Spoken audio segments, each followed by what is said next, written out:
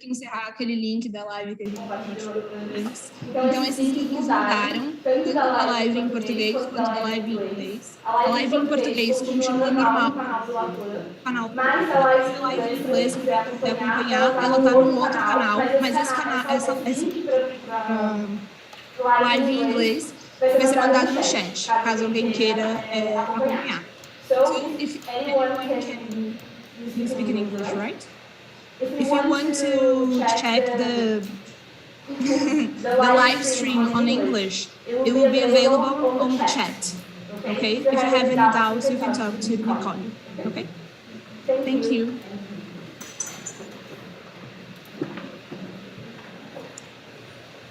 A gente pode começar, né?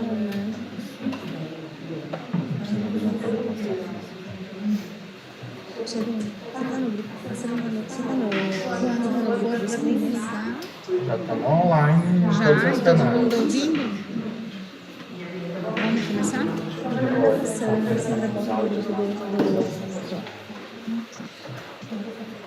Então, boa tarde a todos. Bem-vindos à segunda mesa do seminário Temas de Fronteira em Planejamento e Gestão Territorial. Eu gostaria de agradecer a presença de todos, tanto aqui conosco, no auditório, como também de forma remota. Essa atividade de hoje, ela faz parte de uma série de eventos de comemoração dos 10 anos do programa de pós-graduação em Gestão e Planejamento do Território. E, inclusive, também gostaria de lembrar que, além desse seminário, nós estamos lançando hoje o livro Planejamento e Gestão dos Territórios, 10 anos de contribuições empíricas e teóricas, que reúne uma série de trabalhos provenientes de discussões e teses dos alunos do programa de pós-graduação, e que retrata, né, vários perfis e contribuições do programa para a discussão do planejamento territorial. Então, essa mesa, nós pensamos, né, e entendemos ela a partir do reconhecimento do contexto contemporâneo, influenciado pelas mudanças climáticas, pandemias, migrações e a acentuação de diferentes formas de desigualdade e injustiças. Então, a mesa de dinâmicas territoriais, transformações e conflitos contemporâneos tem por objetivo refletir sobre os processos e dinâmicas que mobilizam e transformam os territórios e, consequentemente, impactam as práticas do impact practices of spatial planning. Considering this scenario, it's crucial to investigate the institutions in spatial planning from a perspective of spatial dynamics and the underlying social relations that mobilize and produce them. We have invited 3 experts in spatial discussions, and we will begin with Professor Gerum Warner, who works with studies of disasters and water governance Ele é professor associado no tema de crises e desastres no grupo de Sociologia do Desenvolvimento em Timor-Leste. Seu principal interesse em pesquisa na área de desastres são a crítica dos desastres, redução de riscos e conflitos sobre infraestrutura relacionados ao controle de enchentes.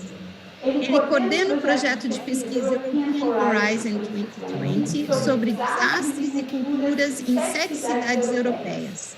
Na área de governança da água, Gerum trabalha em conflitos. Governance, Gerum works with conflicts, domestic and international ones, and the potential and fragile points in the participative distribution of resources. He contributes to the International Journal of Water Governance, and he was a visiting professor at the University of São Paulo. Through the Science Without Borders program, he developed the multi-stakeholder platform for the Global Water Partnership course. After Professor Gerum, we have the participation of the expert in space planning, Dr. Julio Verdeguer, who has a doctorate in social sciences from com the mestrado em Wagner agronomia pela University in Holland. University of California, Davis, nos Estados Unidos. Entre abril de 2017 e junho de 2022, ele foi diretor-geral do Instituto Atual e representante regional para a América Latina e Caribe. Regional representative Antes for the disso, Latin fundador America e and diretor Caribbean do regions. Centro Latino-Americano de Desenvolvimento Rural, assim como diretor de Desenvolvimento Agropecuário do Instituto de Desenvolvimento Agropecuário do Ministério da Agricultura do Chile, onde foi responsável pelos programas de extensão, crédito, acesso a mercados e infraestrutura. O seu trabalho e publicações se concentram na área de desenvolvimento rural, incluindo desenvolvimento territorial, segurança alimentar e nutrição, emprego rural não agrícola, o papel das pequenas e médias cidades no desenvolvimento rural e a revolução dos supermercados e seus impactos na economia familiar. Também aconselhou vários governos de diferentes países da América Latina sobre essas questões. Em sua carreira, escreveu todos 16 livros e dezenas de artigos em revistas científicas internacionais, algumas das quais estão entre as mais citadas em seu campo em todo o mundo. E, por fim, teremos a participação do professor Gerd Sparovec, que é professor e pesquisador aposentado. Who is a professor and researcher from the University of São Paulo. He was a professor from 98 until 2022, and at the University of São Paulo he coordinates the GeoLab, Geoprocessing Lab, that develops strategic and spatial intelligence on the interface of rural development with the environment. The studies of GeoLab are focused on supporting decisions for public and private governance. Issues such as low-carbon agriculture, agrarian reform,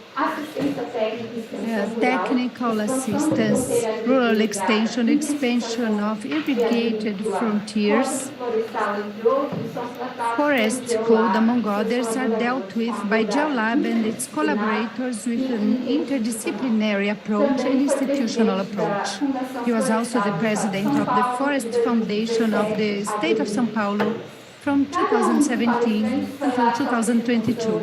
The speakers will talk for approximately 30 minutes, and after that we will hear the reflection of our colleague, Professor Luciana Travassos, who will comment on the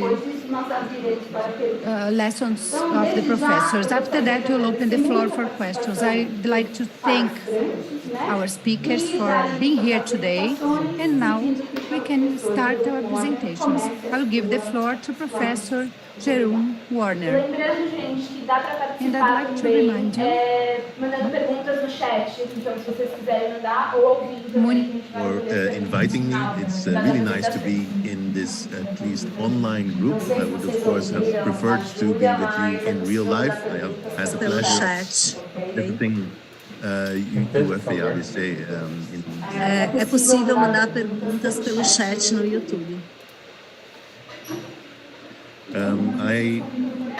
First of all, you'll see my friend's name, Sumit Vij, in this screen. I'm using his computer at the moment, and that also means I'm not quite used to his computer. So I would like to ask, to request Vanessa or one of your colleagues to start the YouTube, sorry, the PowerPoint from your end, just to make sure that we see it on screen, because I'm not sure if I will cause a mess if I try to share screen on this computer. If that's okay. Then I will start my talk about nature-based solutions and territorial transformation. Hello?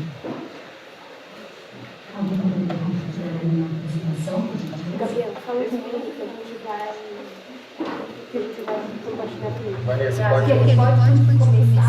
pode falar. Jerome.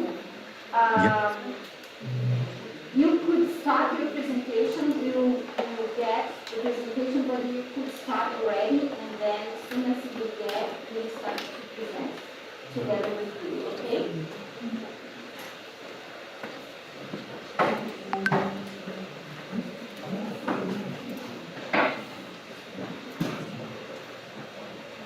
Would you mind Vanessa, acho que ele não starting compreendeu. Você podia repetir, por favor? the PowerPoint? Jeroen, could you hear me? Yes. Yes. Okay. So, Jeroen, I would like to ask you to start your presentation, even though we don't have it here right now on the video and the screen, but we will have it in a few minutes. But I would like you to start your presentation, and then we align with your presentation, your slides. Okay, all good. Thank you. So another preliminary is I'm not a geographer by training, so please excuse me if I get some of the theories or concepts not entirely right as they are being discussed and developed in human geography, which is a very dynamic and interesting domain at this particular point in time, so I'm following it with great interest. My own training is in international relations, especially transboundary and transnational relations, and from there I've moved on disasters and post-disaster reconstruction, and I will discuss a bit with you on that, because what I would like to do is to talk a bit about what kind of social and spatial transformations are going on right now, are being planned as a kind of paradigm shift, a paradigm change, which is known under various names. One is nature-based solutions, I think especially in Europe that's a popular denominator for that.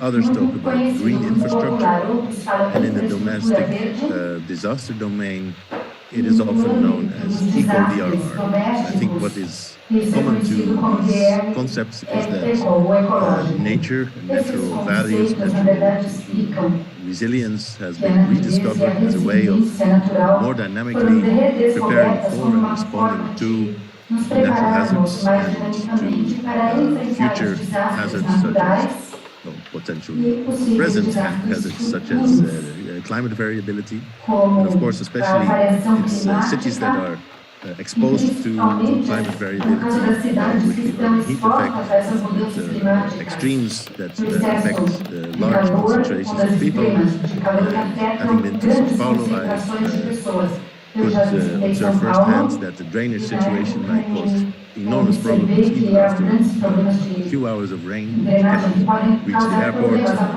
People who do not have a roof over their heads may easily be flooded. That will only have more extremes in future, as is predicted in recent reports, especially the recent meteorological report meteorological organization report is a very worrying example of that. So I think indeed we need to worry especially about urban cities, urban futures, and especially in Western Europe, and since then also in other European areas, the concept of nature-based solutions have really taken off as a way of kind of magic solution for future city planning, creating green infrastructure, which used to mean, I think, when the concept started, the restoration of natural buffers, especially climate buffers, flood buffers, such as wetlands, have become a more and more expansive way of interpretation. So while we used to talk about the restoration of destroyed natural values, and in the Netherlands we have destroyed some 96% of our wetlands before we started restoring them, nature-based solutions and green infrastructure has started to mean also combinations of soft infrastructure and hard infrastructure. For example, green roofs, cyclepaths with drainage capacity that were not concreted all the way down, cobblestones, for example, that can accommodate mild floods, precipitation. And this is even gone on to such an extent that now even hydroelectric dams are set of climate buffers considered clean nature-based solutions. I think there's a lot to be said about that. Hydroelectric dams can be considered sustainable and green. I will not talk about hydroelectric dams. I'm just giving you this as an example of how the concept has rather elongated, extended beyond its original use. I will be talking about more modernist, still modernist types of nature-based solutions that I've come across in my work over the past 20 years, which I think illustrates what the drivers are, which the organizers of this session has asked me to discuss. The consequences, especially in terms of inequities and conflicts, and institutional context for this. Let's see what we now have. Maybe if we could switch to the fourth slide. I think that's where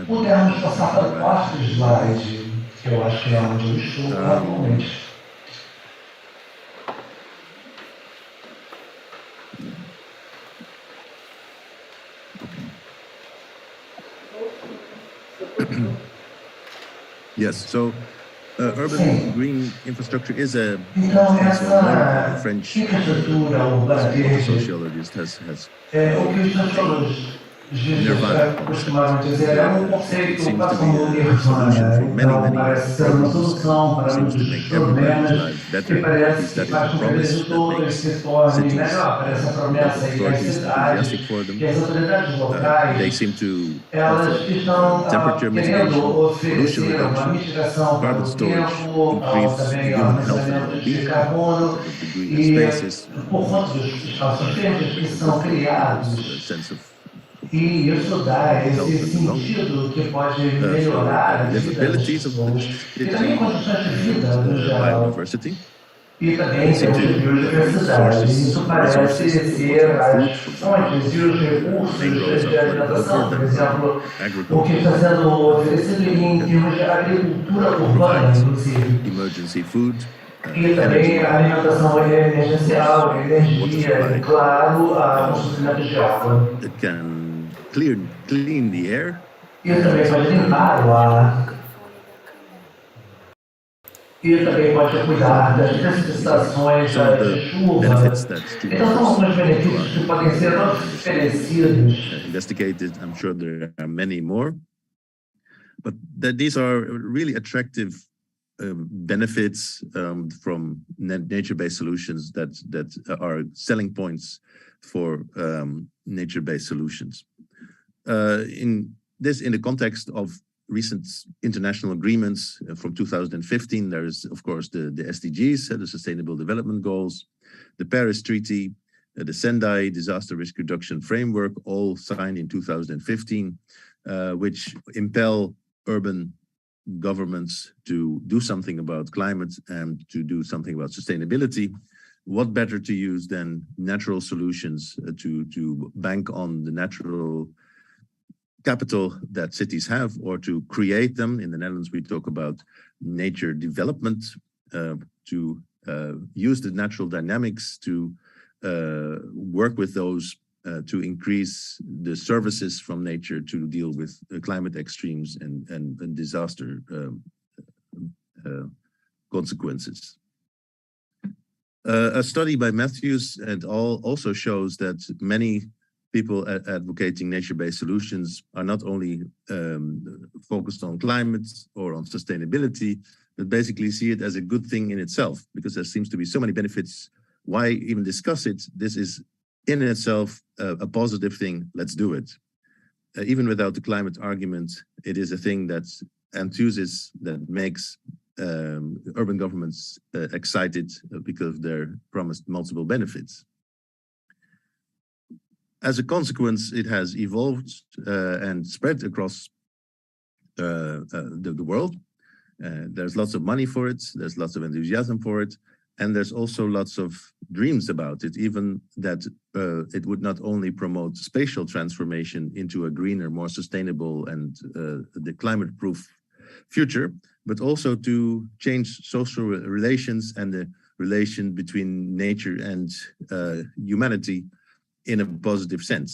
So, for example, Francis Kaki, a Greek-born but Dutch-based researcher, professor, has claimed that nature-based solutions promote urban transformations, new relations and configurations, contributing to social innovation and accelerating sustainability transitions.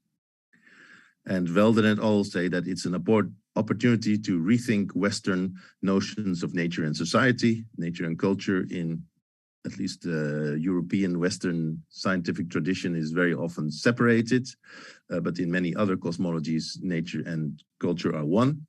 These changing relationships can be promoted, benefited by nature-based solutions, such as the promise that it will also change fundamental cultural values and beliefs. Not everybody is agreed, however, on this. And if we go slide 7 to the minuses that I found in the literature, for example, Avni and Teschner, who talk specifically about coastal waterfront nature-based solutions, say that often the implementation of nature-based solution leads to common conflicts over land ownership, even land grab, so that people are either literally displaced to make space for natural solutions, but also there might be more of a sense of displacement where people are not literally displaced, but mentally feel left out, that they feel that their identity, their heritage, their cultural values are compromised. There are also environmental justice issues, not only crowding out literally, but also the exclusion or even eviction of working class and, let's say, less desirable people from a urban government perspective. Often governments use nature-based solutions and beautification of cities to attract richer, middle-class citizens. You see all kinds of fancy bars, oatmeal coffee places, and so on.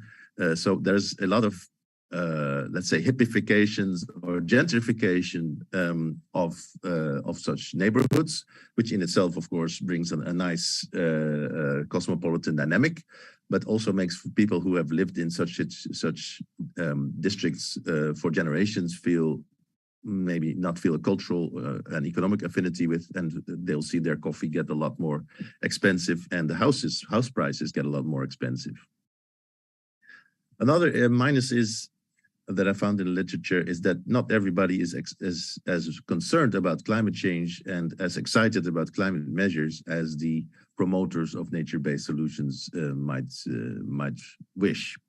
So, for example, Christine Wamsler, a Scandinavian researcher, and her team found that in discussions about nature-based solutions, citizens were basically worried about where to park a car, house prices, visual and noise solution, and so on, and not so much about what it would do for future climate perspectives, either because they were not aware of it or because they have different priorities and they not necessarily are focused on green solutions.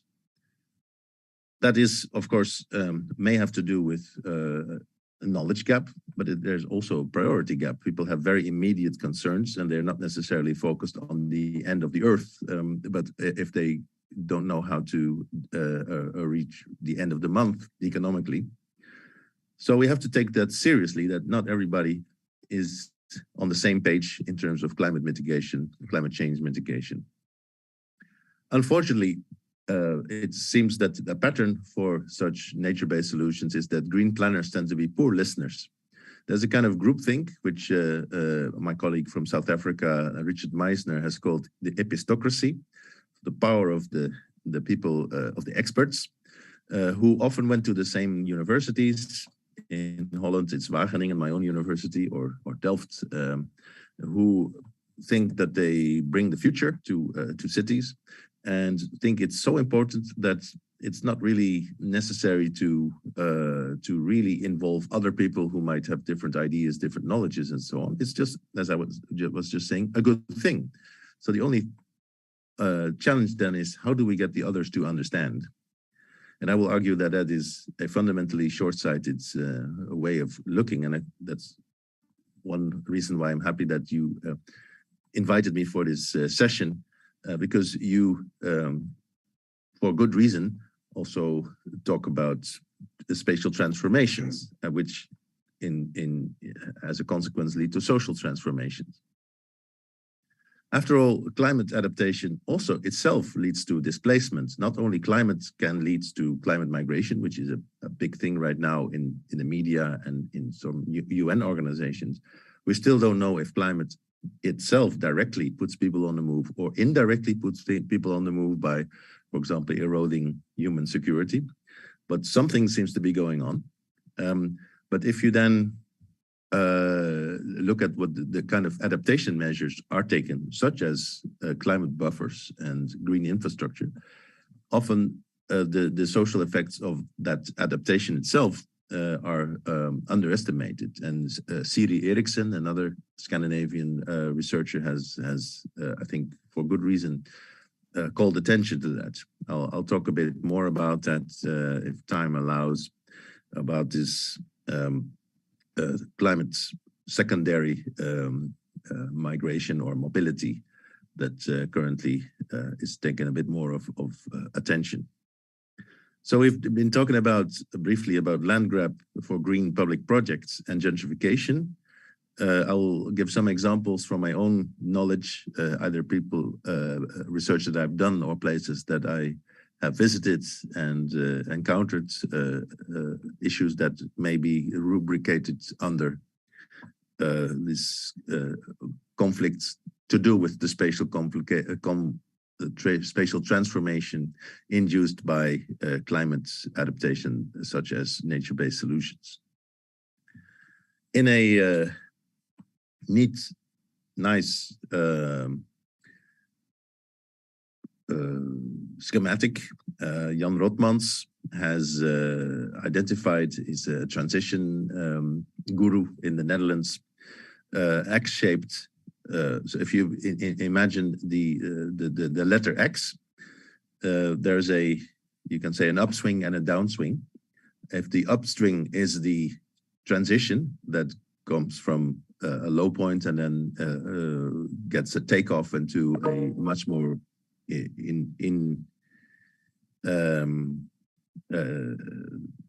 much more sustainable transformation. There's necessarily also a downswing of people who are invested psychologically or economically or politically invested in the status quo and who stand to lose their privilege, or whose lives are bound to change and they may not like it. If you don't take them into account and just say, this is good for you, accept it, then of course people are going to resist or ignore what you do. And that means that's the planned transition is going to get in trouble. And I think this is something that we are in danger of seeing with nature-based solutions, in themselves an obviously good thing for many planners, and I would not deny it. Having seen nice examples of nature-based solutions in urban contexts. But we have to zoom in on those who are not going to benefit immediately, and the distribution of costs and benefits, and also perceived costs and benefits, which may be slightly different. If we are to understand the full picture, the full arena of the politics of nature-based solutions. One example that I have not studied but have visited and heard about and seen is in Bangladesh. This South Asian country is also beholden to beautification of a megacity such as Dhaka, which is the capital. It's an enormous city, and it's one of the most awful cities in the world according to an international ranking. I think people living in Dhaka would agree, because it has a kind of permanent traffic jam, is highly polluted and also smog-ridden, and of course overpopulated, and all water spaces that are that you can find in Dhaka are at risk of being concreted over, and you will find developments, residential developments, such as luxury apartments being built right in the middle of ponds. As a consequence, the fire brigades cannot even always access water anymore for quenching fires. But also it's become a pretty unlivable place. And so the government of Dhaka thought we should have a beautification project. We should have a prestigious place that will make Dhaka the Las Vegas of South Asia, not in terms of gambling, and that would not, I think that would be against many cultural values, but in terms of the skyline, and that to make something that improves the skyline and makes Dhaka like an attractive city also to invest in. And one of the key flagship projects for that was Lake Hatterjil. It's Elephant Lake, literally, which used to be a smelly, polluted lake in which everybody would dump their garbage, their waste. There used to be a combination of lakes that have now together been moved into one major lake, very eye-catching and I would say beautifully designed lake with bridges and so on. It's in theory, it's a really nice and green investment. It's kind of believes in the concept of a garden city, a flood-free, green, clean space for the middle class to live. Unfortunately, there is not really a plan for where the others should live. And one example of that has been researched by Bangladeshi researchers who found that whole districts were basically evacuated people were basically been displaced, uprooted to make space for this lake. And so that means that in a very literal sense, people had to make space for nature-based solutions. Of course, that cannot be a desirable outcome. So this is one of the starkest examples of how an urban beautification process didn't work out at all, not only for the social reasons of displacement, but also for reasons of non-functionality. This lake rehabilitation project was also supposed to be, to a reasonable degree, a storm surge or flood proof. Well, it turns out that the next big flood from stormwater flood overflew all the drains, and so there was still flooding going on, urban flooding going on due to long and intensive rains, so that it didn't seem serve the purpose. And that's a common theme in the examples that I will give you. It's not only about social conflict and displacement, that's bad enough, but it's also about simply non-functional project itself. If it doesn't do what it promises to be, you cannot be surprised if people are unhappy. So I think this is one of the key messages about nature-based solutions. If you're going to do it, then at least make it work. And surprisingly often, that has not been the case in the examples of nature-based solutions that I've studied or read about. Another example is in New Orleans. New Orleans in the United States was hit in 2005, if I'm not mistaken, or 2004, by Hurricane Katrina. Those with long memories will probably still remember the site of the Superdome, where many people, especially Black people who did not have cars, were finding shelter. It was a pretty tragic view of how especially those areas where people of color live often were hit because they were the lowest lying areas. And because they did not have transport of their own, also had no way of escaping the flood and were brought together in a very unsanitary conditions in the Superdome sports arena.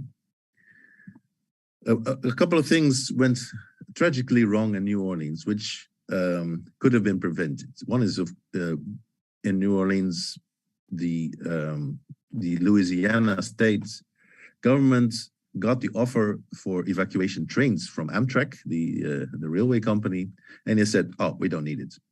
So Amtrak withdrew its offer. Secondly, those people who were displaced never came back because there was no return plan. There was no rehabilitation plan. Because of that failure of the FEMA, the Federal Emergency Management Agency, the private sector and celebrities stepped in themselves an excellent humanitarian initiative, but only if it works. And in this case, it was Brad Pitt, the actor, who offered 100 houses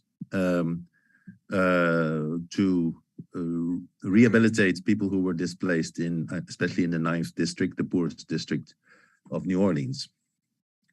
And while he was at it, Brad also got architects to design the houses such that they were sustainable, that they got green roofs and that they used sustainable materials and up to the minute architectural knowledge involved and so on. So all this sounds excellent until people started to live in it and found that the house is rotting, and some of them have become uninhabitable. So while it was green and sustainable, it was also not focused on how people actually live in New Orleans, what kind of materials they use, how they use their porch, for example, how they sometimes are multifamily homes.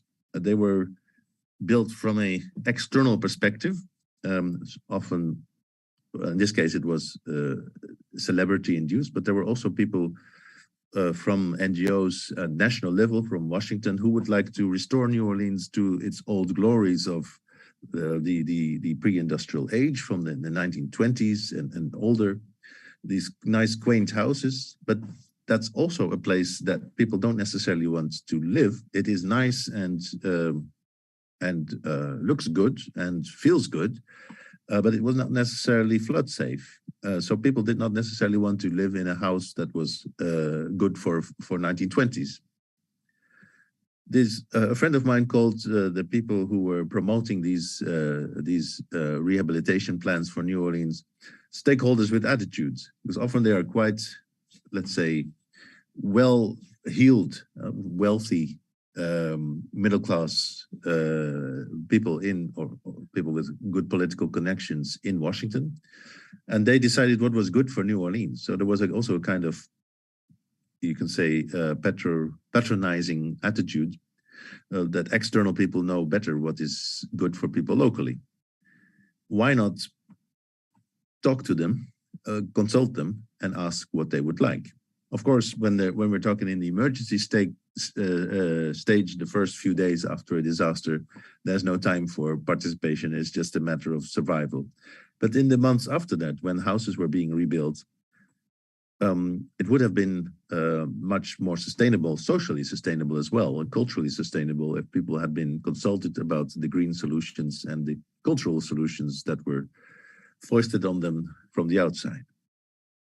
So unfortunately, this is a pattern that I find more often.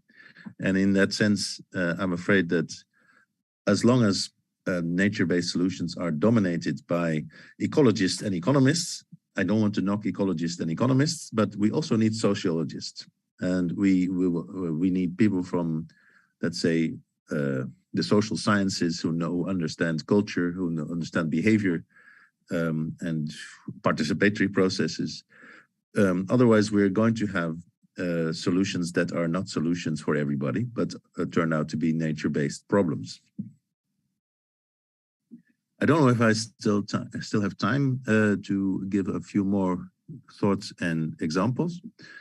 One example that I would like to talk about in a more positive sense is a case that I did study at some length, and also because I lived there. This is a Dutch example of the city of Enschede. Enschede is you can say, old glory. It used to be famous for textiles production, but textiles went down in the course of the 20th century, and by the 1970s, Enschede was a rundown city. And the industrial area, not only textiles, but other types, like a beer brewery, the famous Grolsch brewery, if you like Dutch beers, you might know of it. It's was one of the landmarks in Enschede. But many of the older textiles companies left, and their buildings were let to other smaller companies, to artists, to students, but also to a fireworks depot, a fireworks storage company, which started small but grew in importance as they managed to convince international rock stars to use their services for pyrotechnics during their concerts. Bruce Springsteen, Tina Turner, those icons of the 80s. So this company grew a bit by bit, but their storage of increasingly explosive fireworks was never really inspected.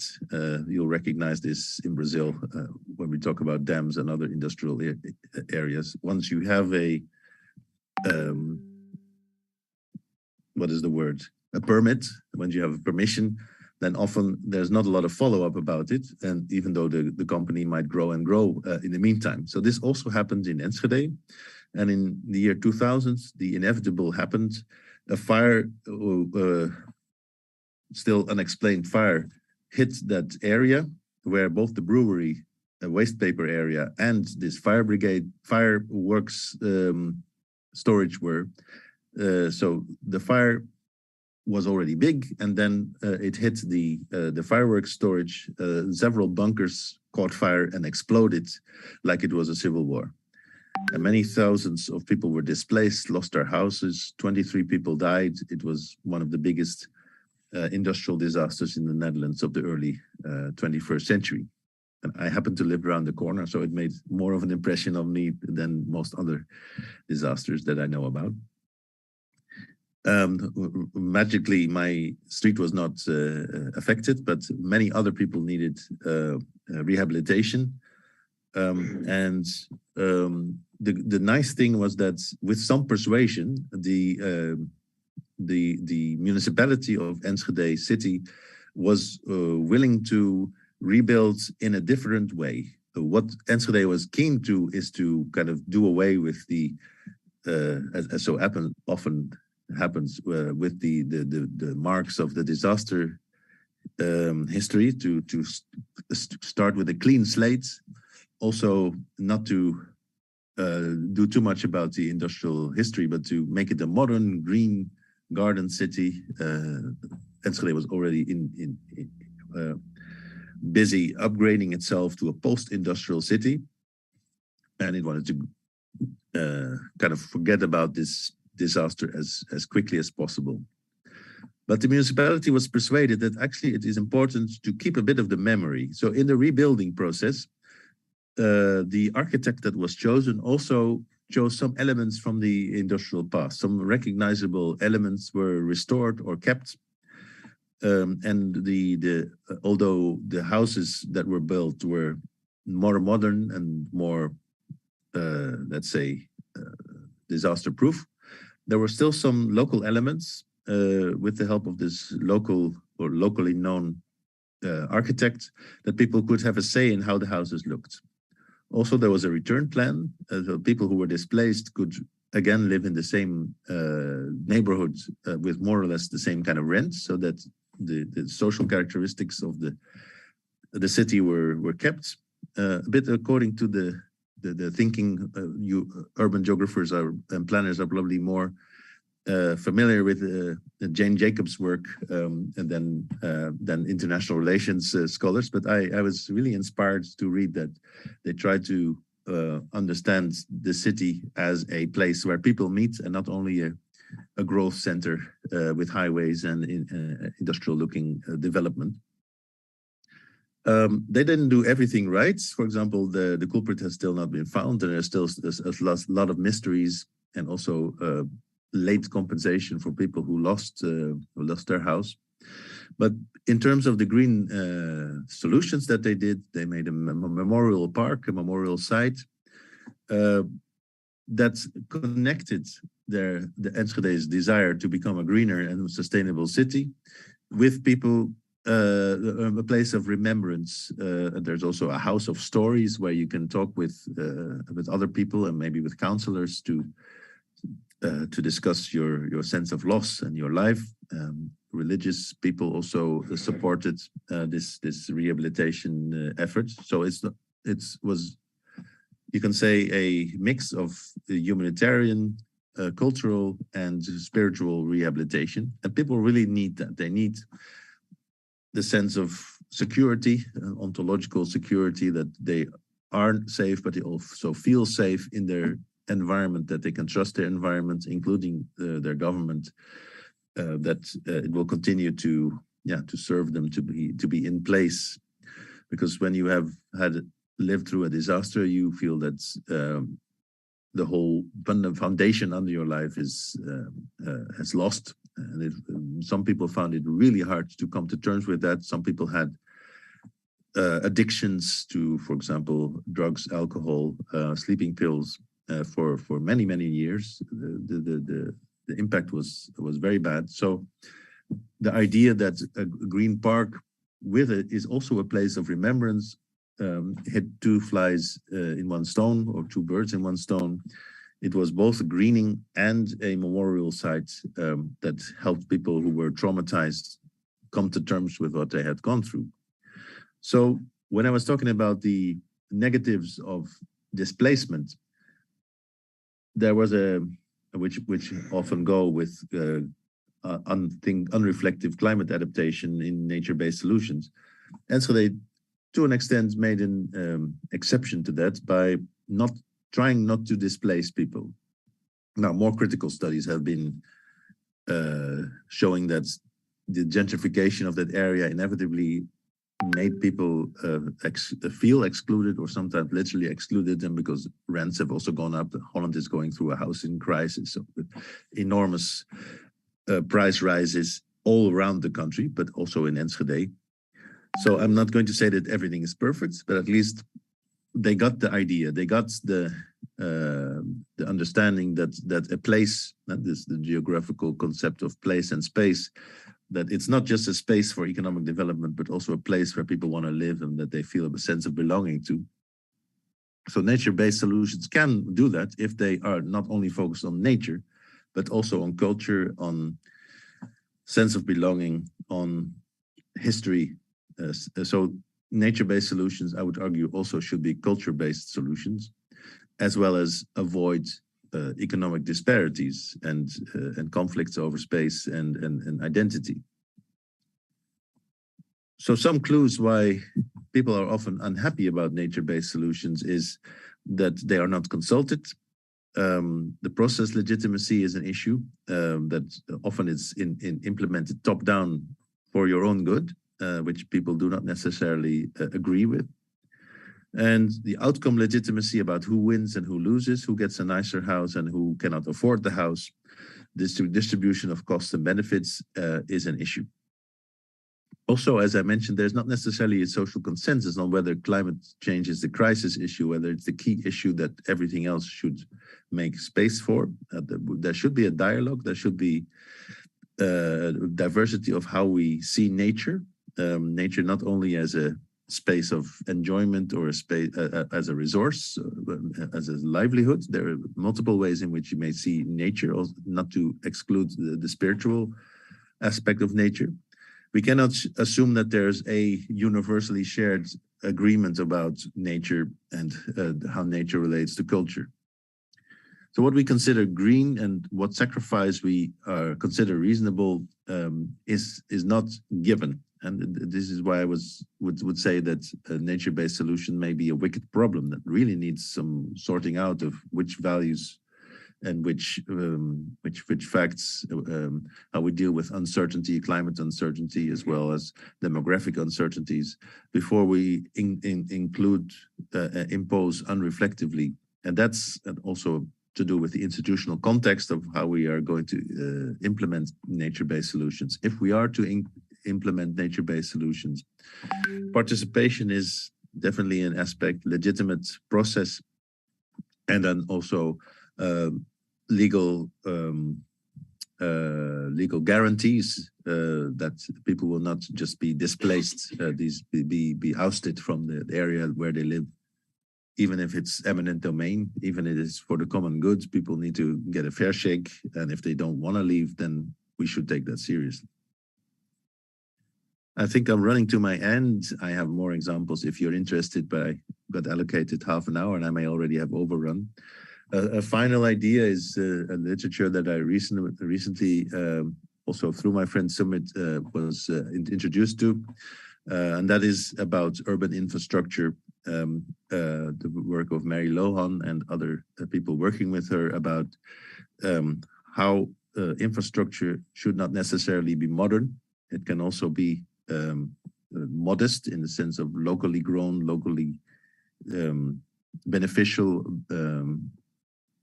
culturally appropriate, and smaller scale. We cannot probably go into a city that only is local and smaller scale. People enjoy having highways and vital infrastructure as well, but not everything has to be according to top-down rollouts of large-scale infrastructure, and that includes green infrastructure. So maybe we should work towards a more heterogeneous form of big infrastructure and smaller infrastructures, with due regards to people's values and knowledge and practices, vernacular technologies, for example. And also recognizing the importance of informality next to formality. In many cities, areas where people live informally are areas that are not protected because there's no planning for them. People are not supposed to live there, so often they're not on the map. We have to realize that many formal infrastructures depend on the informal, that they only work because people also have invested in informal practices and ways of making the formal structure work. This is a much longer discussion that I myself have to become more expert on, but I thought I'd hand it to you as an idea of dealing with the concept for this workshop, this seminar on spatial transformation, that if we are going to green and climate-proof cities, how do we think about infrastructure? How do we think about the social transformation as well as the spatial transformation in terms of types of infrastructure? I think I'll leave it at that. And thank you very much for your attention. I hope you found it interesting, and I'm very much looking forward to hearing the other speakers of this afternoon's seminar.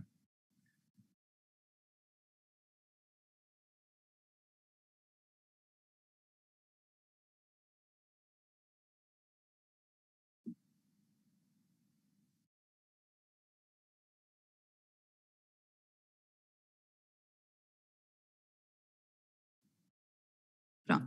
Muito obrigada, Jeroen. Thank you very much, Jerome, for your presentation and how you teased all of us. And now I will pass the floor to Dr. Julio Bedegue. Good afternoon. I hope that I'll be speaking in Spanish. I do not speak Portuguese nor English, so otherwise I would be speaking in your own language. I will begin saluting the post-graduation program in spatial planning for this very important celebration, and also thanking you for the invitation and for being in here during this week that is so important. And the result was really amazing. Related to the elections in Brazil, so I would like to salute all Brazilians and also thank you for your vote. I will speak and I will make a presentation. I will talk to you about the perspective of the rural territories and the urban territories in Latin America and the Caribbean. And I will do so.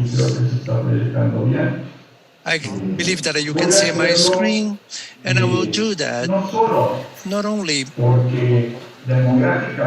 because demographically speaking, they are important, with around like 40% of the population in our continent living in these areas, but also because the rural territories and urban territories are key, like for the sustainable development, not only the people who live in those territories, but for all of us, so for all human beings on this planet. So these are the 17 ODS. And from these objectives here, that we have 179 goals. You can see in this chart, in this the heavier, the darker yellow, that 21% of the 169 goals of the ODS can only be done in rural spaces and urban rural spaces on the planet, and also in other specific areas. And 78% of the goals related to the ODS require the participation and of the rural society. There is no sustainable development possible without territorial dynamics related to the rural and urban areas that contribute to that. I would like to take a look with some more detail with the territorial dynamics have been for the past 20, 30 years in Latin America and the Caribbean in these kinds of spaces. I would like to go a little bit deeper in one time, specifically speaking, where it was a very good moment for all of us in many different ways in Latin America and the Caribbean. This period between 1990 and 2010. And we saw an important increase per capita, like almost like 50% of increase. And we also noticed like a decrease 20% in 20 years. This is very important. Lots of people became living better. So the distribution, like the wealth distribution in our region during this period was being done in a better way, so to speak.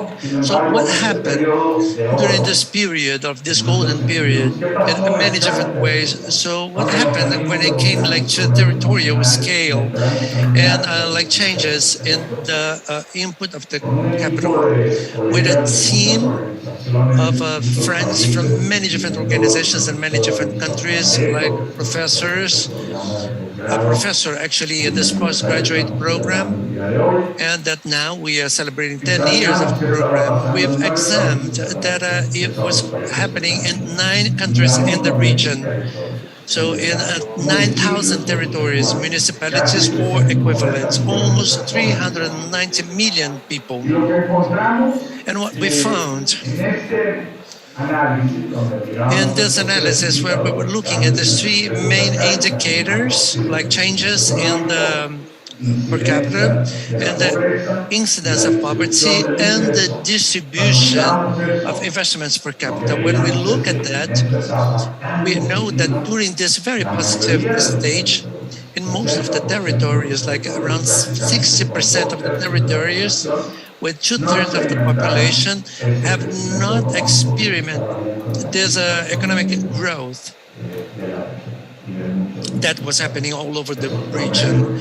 So in like some regional areas, in terms of inequality, we're not taking part of this prosperity phase. So if we look at the poverty reduction, so we can, things became a little bit better, like almost of the half of, a little bit more than half of the territories could decrease poverty. So like 36% of the population there. Almost 2/3 of the people, like 64% of the 390 million people, were living on the other half of the territories that could not experiment this reduction in poverty that was happening in the other places. And then finally, in terms of like an improvement in the distribution of investment per capita. So here, yes, like most of the territories here where the most of people live, there was no improvement whatsoever in terms of the decrease of the poverty. And then finally, if we ask one of us, so how many of these 9,000 territories in all those countries we we made this achievement in terms of like reducing inequalities and poverty? Only like 2.5 of the territories we could associate that with a social development. And in these territories, only 10% of the population live there. And we also have like double of the territories with almost 140 million people that live in territories that there was neither like a growth in terms of the economics or nor reduction of poverty. And I would like to insist that this was a moment in Latin America and the Caribbean where we were like saying there was an incredible economic progress, but that did not happen all over the place, just in small areas. And then I would like to talk about this novel written by Leonardo Padura. So one of his characters expressed this saying here, and I believe that it has a lot to do with what we are saying now. So for many rural urban territories in Latin America and the Caribbean, the past never ends. And then like their future options are always blurred by the past. And if this was the situation in a time that we had lots of economic and social progress in the region, what can we expect afterwards? In 2010, 2014, 15, until this date, we saw a lot of deterioration of all these indicators. And even if we do not consider the years of the pandemic that came in 2020, 2021, and 2022, so only until 2019, we could see that from 2014 to 2019, just a drop of the per capita investment, and not as much growth as we were seeing before. And poverty that was moving steady and constantly was growing. And in just a number of years, we lost a lot, almost like 28% of the investments per capita. So during this time, it all got stuck in terms of like investments per capita, and many other indicators like the prevalence of good food and good and healthy nutrition. Approximately in 2015 and this year, between all the governments in the world have this agreement that everything began deteriorating very fast. In Brazil, we know a country that it happened in a very dramatic way. So this is the situation in territories in Latin America and the Caribbean. But for many of them, when things were going well, and worse now that things are not so good. And then they get even worse. Many other different factors, and we've talking about disasters and the places like conflicts, social conflicts, and also like environmental catastrophes. And when we talk about like the water supplies, but basically I would like to put for discussion that is a subject that usually we do not talk when we are having this kind of discussions. And for the past 8, 9, 10 years, we used an expression. It was like a growth and not planned growth.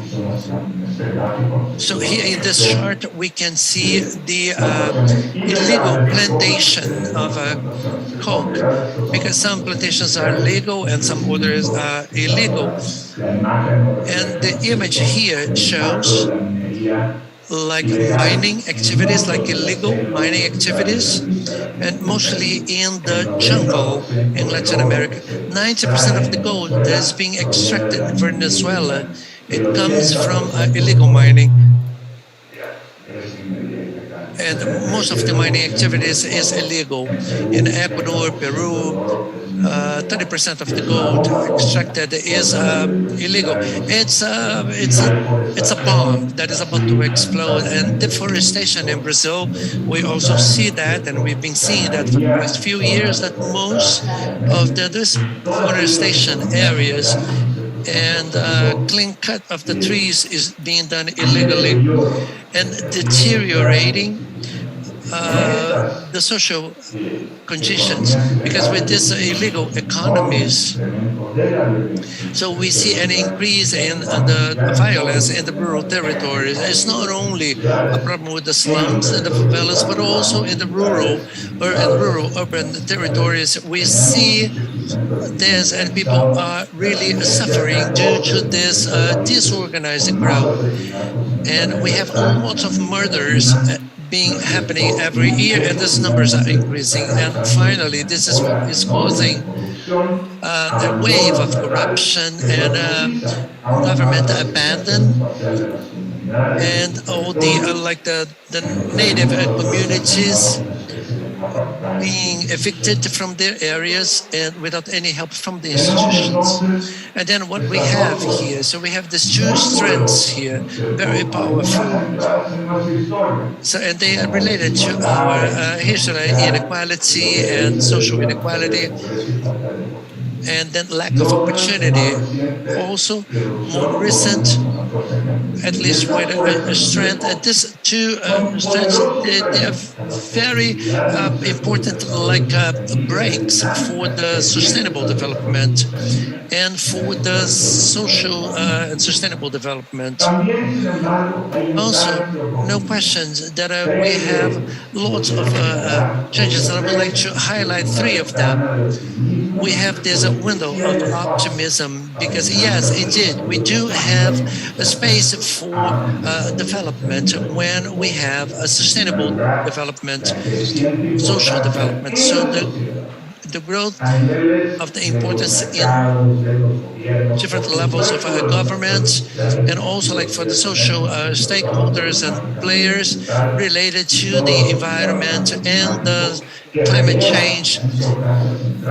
And we are also looking at these rural territories, and we have the importance, and we have them placed in discussions in the climate and environment agendas that we have in these kinds of territories. So all the agendas that we are valuing, like food security and health, and now it's opening big spaces and new opportunities in terms of territory, and particularly in the technological changes, most likely digital, that are bringing in crucial elements for the territories that could somehow help solve this incredible barrier in terms of development. Not only like the distance, because they're so far away, but the technology could be very helpful to reduce this gap. But nothing is going to happen, and we have a consensus around the kind of development that we have to promote in these areas. It is not enough to keep doing more of the same. More of the same. We are facing times of great social and economic progress. However, it was not enough for the urban and territories in Latin America. We need new lines of action and new consensus. These people should be included. So first of all, we should have a social inclusion agenda concerned with poverty. That should be a central issue, and we should try to talk not only of this type of solution, but of how we can ensure basic welfare conditions to ensure full citizenship to most of the population that lives in these territories. In second place, we need to separate the economy of these lands and the extractive projects for natural resources that domain during many centuries. We need to create new mechanisms, spaces, and opportunities to have a more sustainable rural economy based on innovation. And of course, there is a major need in this new consensus. We should redefine the relationship of the rural areas with the ecosystem, natural resources, and climate changes. And finally, none of that is possible without having a new institutionality which allows us to improve the situation of the rural and rural-urban world and the sustainable development. This is all I had to tell you. Thank you very much for listening to me. Thank you, my friends. I wish you all much success with this program and in Brazil.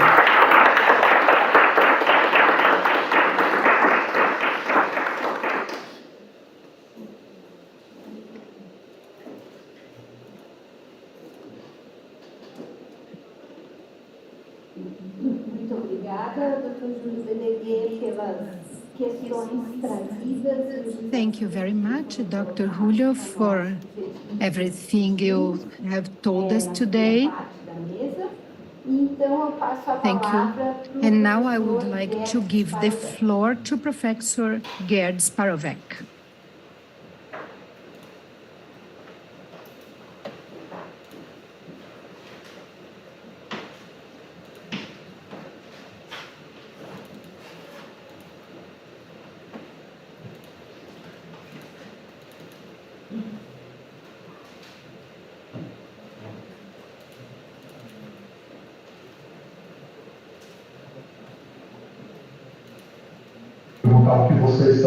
Good afternoon. First of all, I'd like to ask you what you are seeing here today, because I was unable to share my screen. Can you see it? Oh, okay, that's wonderful.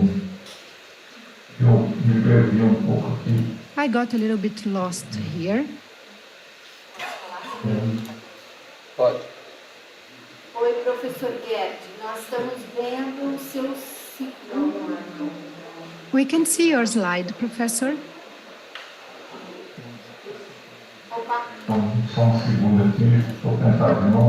Just a second here, let me try again.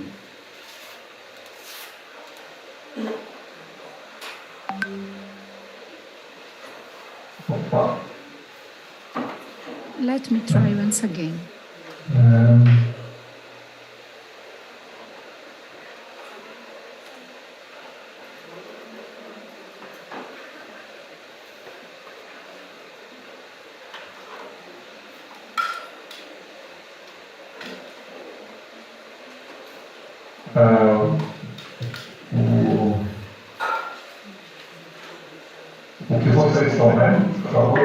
Please let me know what you can see now. I apologize for this confusion.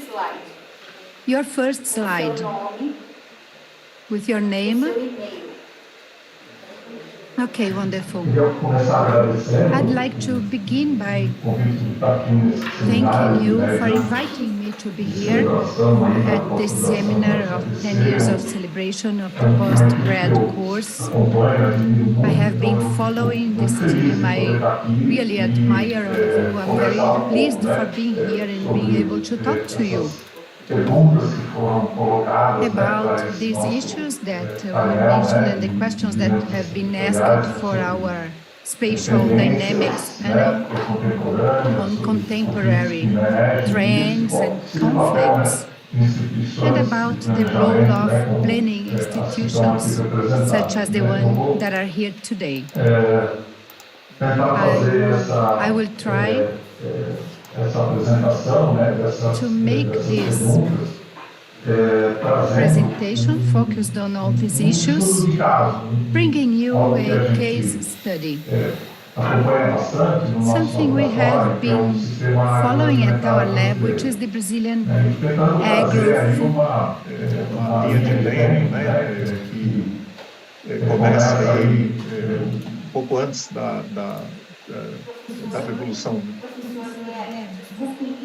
Professor, I apologize for interrupting you, but your screen,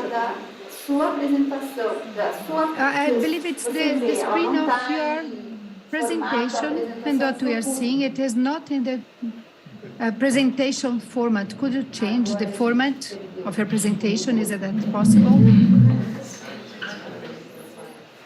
Oh, I see. Yes, I will try. I will try to change it. Is it working now? Can you see it better? Okay, that's great. This time I had to make few attempts. Normally I need to make many attempts. I will now try to talk about the Brazilian food system with this temporal cut between what happened before the Green Revolution of the 50s up to current times. And I'd like to remind you of this story. In 1946, José de Castro published his book, The Geography of Hunger, and hunger was very connected to the global discussion and connected to the agenda of development, and considering all the transformations of the Brazilian food system and everything we went through since current times. Unfortunately, in 2021, we find Brazil once again with 30 million inhabitants facing food insecurity, and we think the whole revolution we faced during all this time, it was no longer something solved here in Brazil. So in order to give you a better scenario, considering our area of studies or the academic area, which is what we are doing at our lab, when we try to study an agriculture and food system, we have lots of database and info on the production environment, and it is shown here on the left side.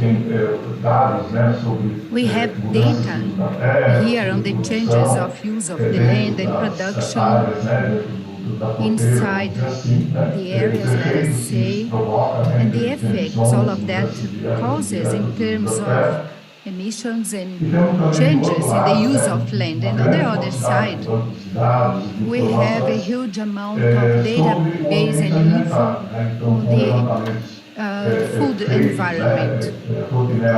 Many studies have been made on the Brazilian food consumption and on the effects brought by this consumption in many different aspects, such as non-transmissible diseases, obesity, health. And in the center of the system, we have few data, so it's very hard to establish this connection.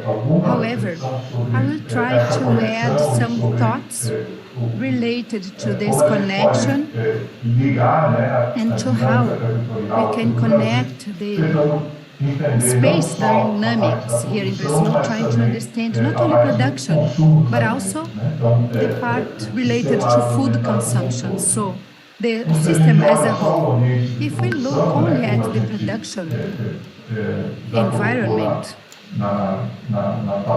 As we mentioned before on the previous slide, when José de Castro identifies hunger as a generalized problem in Brazil, there are many ways to express this hunger. We had in Brazil a very, very delayed agriculture from the technological point of view, a country that imported food with a production deficiency which was not small. We had 1.9 million rural land, and 69% of the Brazilian population lived in rural areas. And right afterwards, after the Green Revolution started in Brazil, we had an important technological changes which happened in the 70s, let us say. We had the creation of Embrapa and other structures of technological development and research in Brazil, and programs that involved massive investments in some production areas like the pro-alcohol program and the migration of the agriculture in the southern and southeastern region of Brazil to the Cerrado, with this huge opening of the Cerrado. Also, within a logic that involved lots of investment from the state and new regulations in the 90s. During the year 2000, it became an opening in the market, and the globalization process and the commodities boom was driven by different markets like the Chinese market, adding a new logic to the organization in Brazil and to agriculture in Brazil. And in current times, Brazil is one of the main protagonists in agricultural production. We export food. We have 5 million rural real estate, and there is reduction in the rural population, which is currently around 15%. It was a huge transformation that happened during this period, and it did not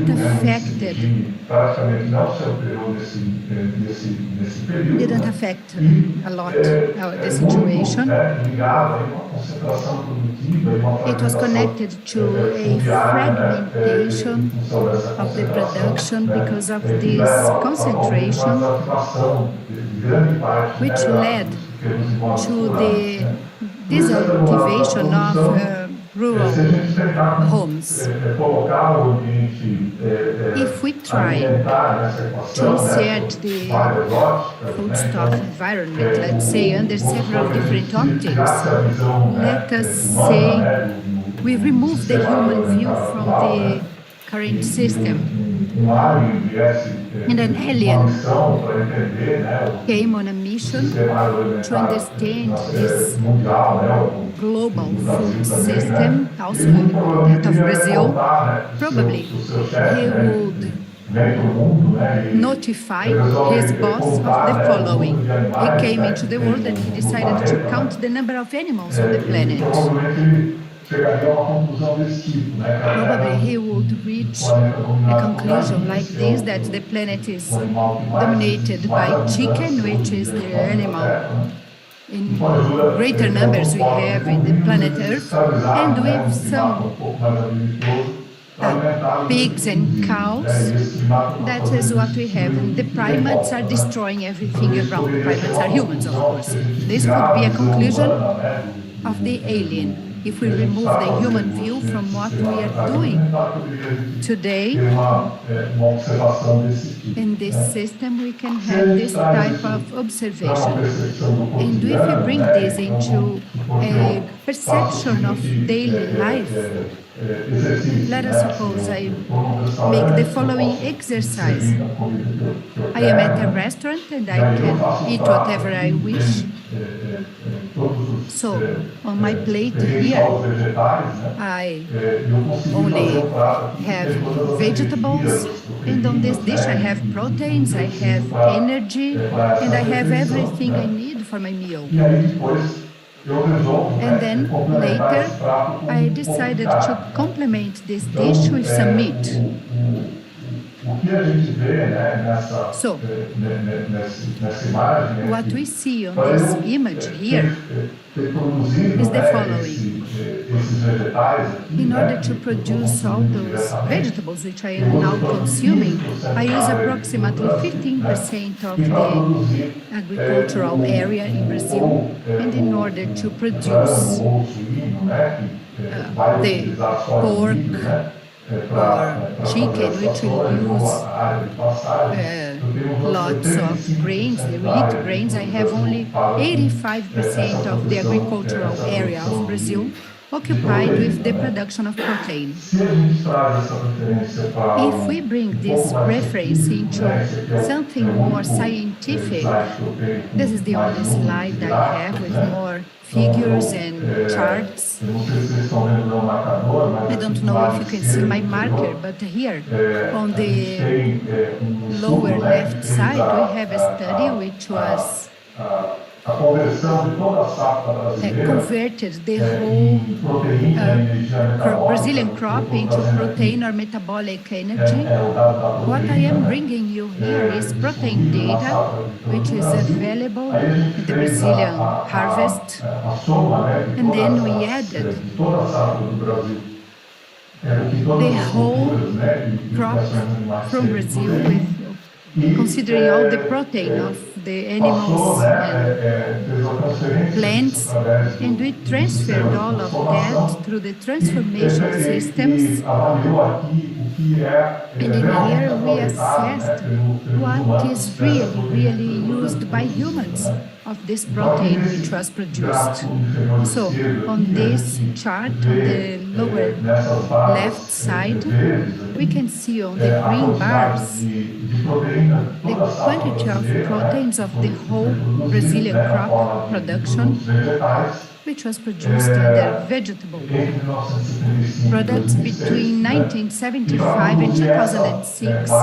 And in order to produce this protein bar here, approximately 20 million tons, I have used 70 million hectares of land. And on this column here, close to this bar, we have the column which represents the whole protein, which is contained within the production of beef in Brazil. We can see it's a lower amount which is produced annually, and we use 190 million hectares of land in order to produce this quantity of protein here, which is from beef. And here, on these lines here, we have the emissions of GMOs associated to the vegetable production in this green line down here, and on the upper line we have the quantity of emissions associated to the production of animal protein or beef. On this tiny bar, this quantity of emissions was produced, and on this huge bar, proteins under the form of vegetables, we produced this amount of emissions. So on the upper side of this figure, we got this bar, like the green bars, and we divided them in protein that has been consumed directly as food, which is the bottom part, like the red part, in protein that has been transformed in animal feed or any other kind of like animal food, which is this green part in the middle, and then protein that from the harvest that is a residue in the field, like loss of grains or rest of crops. So from this huge bar of protein that we produced is vegetable production. When we make the transformation for animal products, we only have this small 2 parts in the 2006, which is the protein, which is in products that we've consumed from the animals that converted vegetable products for the human consumption. So it's very clear here that if we look at these figures here, that the pathways and the productive routes that we have in the system, they are, it's very low in terms of efficiency. We see 190 million hectares in pastures producing a very small amount of protein, and that would be the same for energy. And from this order, the protein that I produced in 70 million hectares in terms of vegetable, most of it is converted in animal feed. And in this conversion for products that humans will consume, we have a huge loss. So most likely we could say that the agricultural system definitely has not been designed by any engineer. So we have the predominance of situations of very little efficiency in the system. So it's very difficult to have a good performance under the environmental point of view or social point of view that has been designed to supply the demands of humans with such low efficiency routes. So we updated this study recently,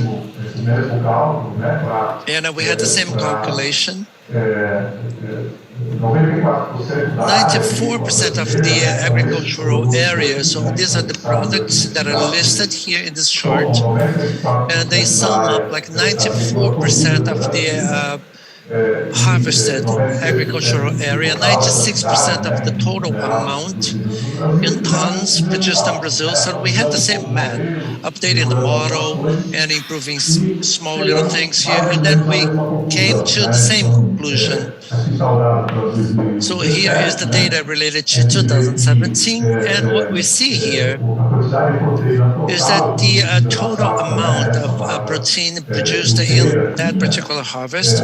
And we know that in this gray area is the protein that has been lost during the different conversion processes of this vegetable production, especially the inefficiency in terms of like the conversion index. And here we added up another analysis among everything that has been used as food from the harvest production, which is this gray part. 60% remained in the domestic market, and the rest, 40%,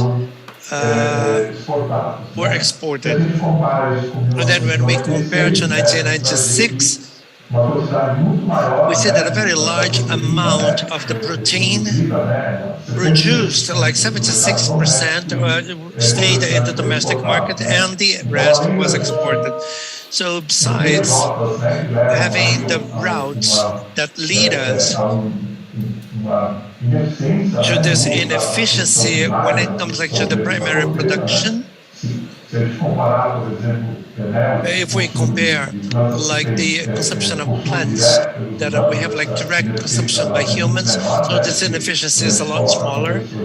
So when we have like animal converters, so more and more it increases the amount of the harvest that Brazil exports. So it's very easy for us to answer the question why we had this evolution in the Brazilian agriculture. It increased the area, increased productivity and efficiency, but we still have a problem related to hunger, because we are clearly there's a logic of production that we have. We are just like looking at the economic agenda, like products that have a more a higher added value, products that are less efficient in the food chain, and more leading our harvest towards export and not to the Brazilian market. System in Brazil of this logic can be deployed in many other areas. It happens not because we do not have options or knowledge. We do have enough knowledge to interfere in the system and make it and reduce like the environmental impacts, and then it will become better in terms of performance. But however, this is a choice, and it was a choice that was made that actually, like made it be the way it is. So the question that remains here is, why don't we collectively make choices that take us to results that nobody wants? So we do not want like environmental pressure. We want more and more that Brazil develops in a more like fair way. But the design that we have in our systems in terms of the agricultural feeding system, it is designed in such a way not to use these aspects. So trying to understand a little bit better, so let's try to make an effort as if we had a theoretical experiment. So let's take this home. So why do we have this system, this Brazilian system organized in such a way? And then let's ask the agriculture, because they are the ones who produce, they are the ones who do that. So let's ask them and explain that we wanted to have a system that would be more efficient with less environmental impact, that would supply the demand, the domestic needs. And then we can ask them, and listen, so why don't you do something else instead of like planting soy that you know is going to be exported and it's going to go through like an animal converter? So why don't you plant beans that it's plant that is related to direct consumption, and you can have less inefficiency in the use of the protein that you are producing. So we can ask the farmers, and then most likely they will give us an answer saying, well, you are asking like the wrong person. So what I do is just a conversion. I look at technologies available and where funding is on one hand, and on the other hand, what the traders and the market wants to buy. And then I have this conversion. So if I play soy, I do not play beans. So you have to look and ask the companies that sell technology to me. And then you have to ask the traders, why do they want to buy soy and not beans? And then we scale up this question, and we go and talk to technology companies, those who fund the harvest. And they say, well, we do not create technology that we want. We have a council. We are a company here. So our production area, we have to answer a council, like a group of shareholders. So you have to ask them what they ask us and tell us to produce in terms of technology, we produce. And on the other hand, the trader will say, I do not produce what I want. I do not buy what I want. I buy what the food industry wants to buy, what people want. And then we talk, and then we go one tier up with the companies and industries, and most likely we will hear this like pretty much the same thing. So we are just like a council that represents the interests of those who are funding. There's a council where the money comes from, the banks, and then the same answer will come from the other side of the food industry. There's banks, they organize themselves according to regulation and policies and incentives. So we have this political dimension in this other tier. And when we talk to the banks, they may say, well, we are not autonomous. We depend on the financial system, like pension funds, who are the owners of the banks. So as we scale up this question, why the system like the agri-food system acts this way, on the most abstract area of our questions, we will end up like bumping into our beliefs and our social conventions, and like the purest way of the democracy as a management system in terms of decision, and capitalism meaning like the way that we deal with all the resources. And in this vision, this unlimited exponential growth as a way of understanding development per se. So development is linked to growth.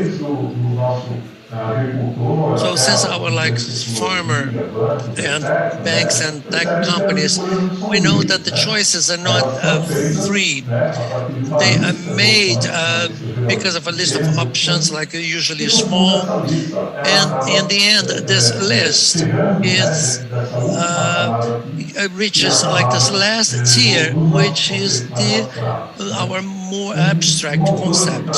So one author that brings it in a very precise way, the Yarno vendors, in this incredible book like 2052. And he tries to describe what must be done on our planet for us to get to a development logic that is sustainable. And then he brings this reflection about this last tier that I brought, that we will only get there when we find a solution for the way like democracy makes decisions. It's very slow and it's very partial, biased and short-term. And we have like the long-run commitments and the most difficult decisions. They end up like not actually happening. Capitalism as a way of understanding like the resource management, it's very difficult to make it accountable.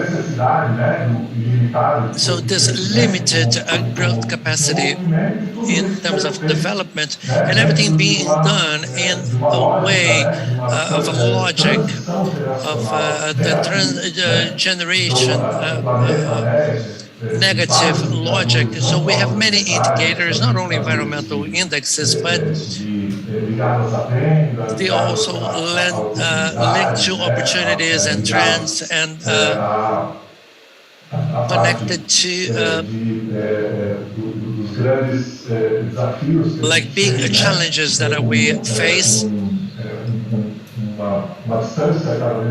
with a larger distance, that those who have the money and the production means in terms of inequality, we are transferring the planet in a very negative way. So this transference is very difficult to be done. So historically, it has never been done before.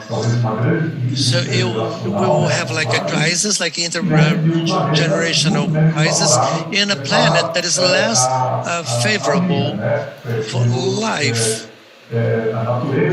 because nature being operated in a continuous way. So this is the big challenge that we have to try to solve these huge problems that we have. But then going back to the questions, what are some of the main trends in terms of the contemporary territorial dynamics? So these trends are the same ones that we have that reflect the big problems we have in terms of development, coupled to and mostly to an economic agenda where decisions and the choices that could lead us like to the solutions of these problems, they are not feasible because of how we make the decisions. And when we think about the resource management and like capitalism and democracy and the need of unlimited growth, and conflicts are basically the same that emerge in the whole picture. So we have it reflected in the territorial dynamics, the same conflicts that we have increasing. And now, in order to answer your last question, or what we can do with regard to who's studying and who's researching this, I have brought 3 references here to you.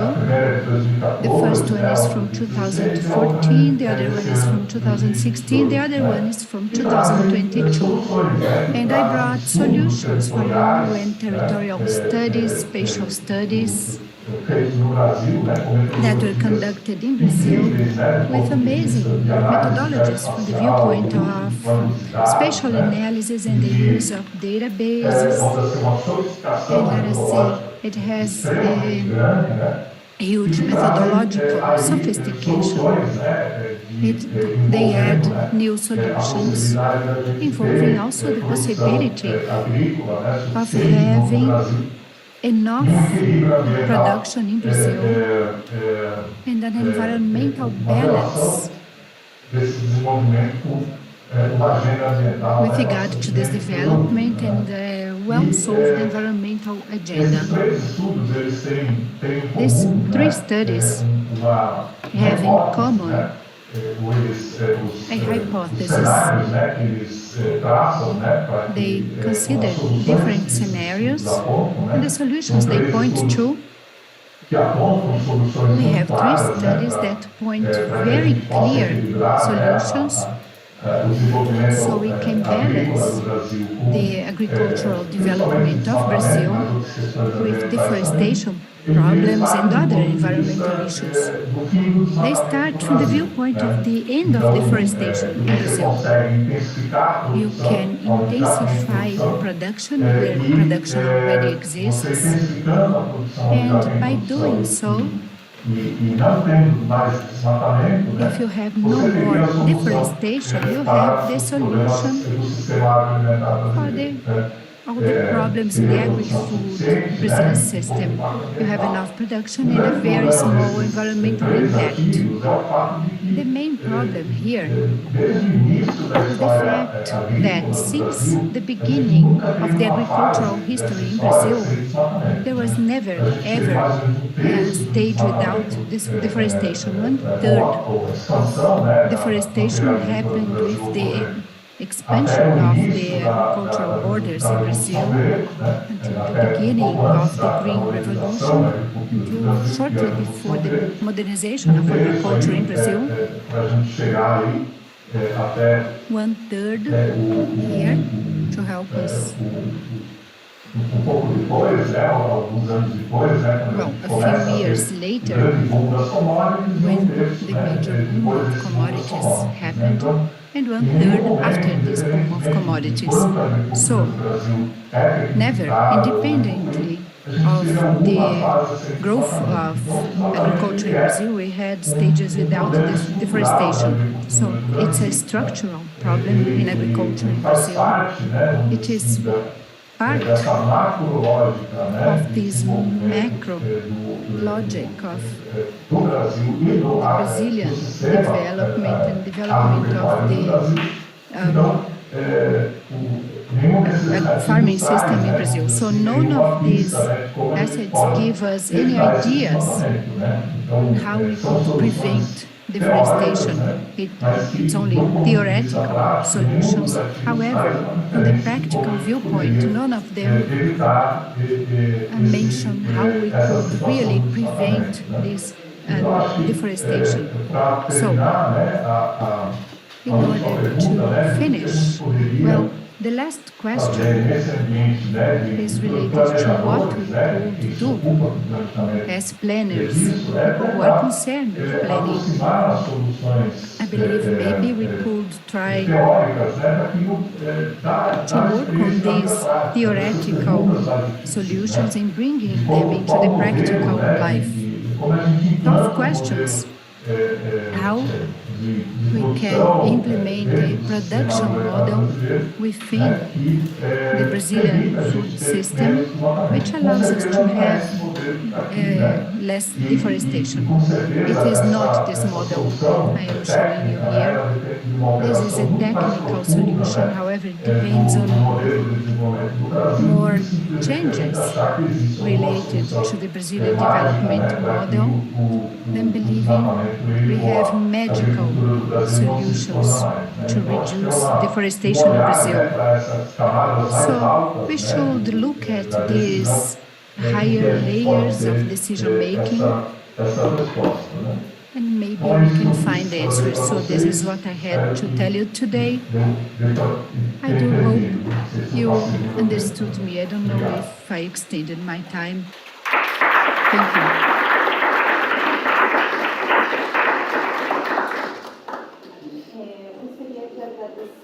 Ao professor Guedes pela sua apresentação também.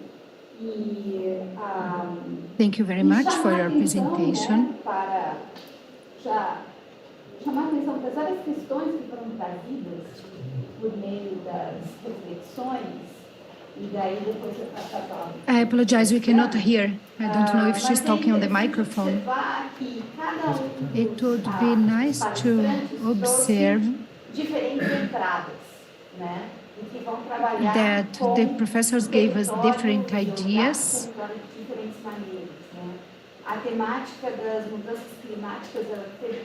The climate changes have been mentioned.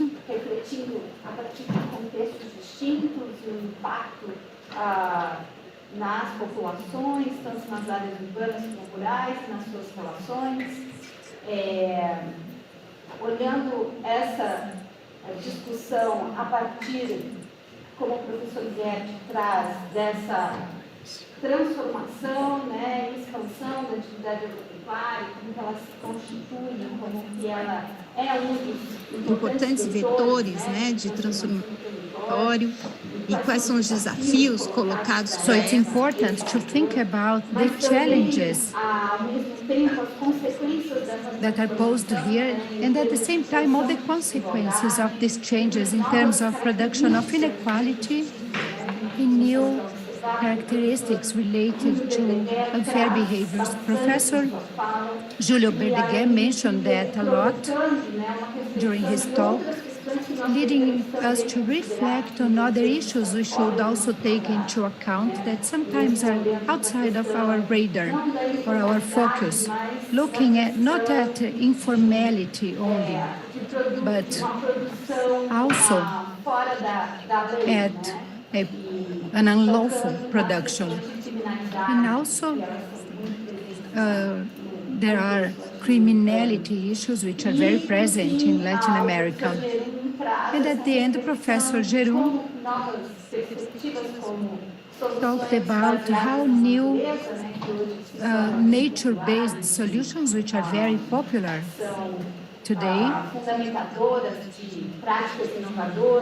they might lead us to develop innovative practices, new practices. We should also look at the social impact and at the consequences strengthening the inequality sometimes. So we can see how constant this problem of inequality is, how present it is, and how unfair. Now, looking differently reflects of other processes, but all of that still challenges as space planners. So I'd like to thank you very much, and I will thank you many times for being here. All our speakers brought new challenges, new ideas that make us think more and more so we can be more prepared to solve these problems. Now I'd like to give the floor to Professor Luciana Cavazos. Thank you, Vanessa. I have the tough task of making a general comment on this panel, but Vanessa already said a few things, making my life a bit easier. During these presentations, I tried to understand something that we have seen a lot, and it's related to a few things Vanessa mentioned here, which is the following.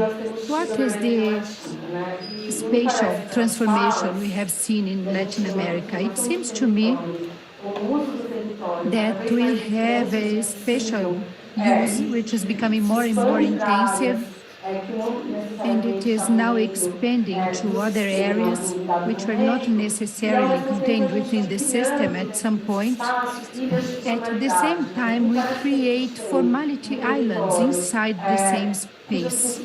It seems to me that we have a space, urban or rural, doesn't matter, or the interface areas that have formality islands within an informal space, illegal, clandestine, or with different levels of informality.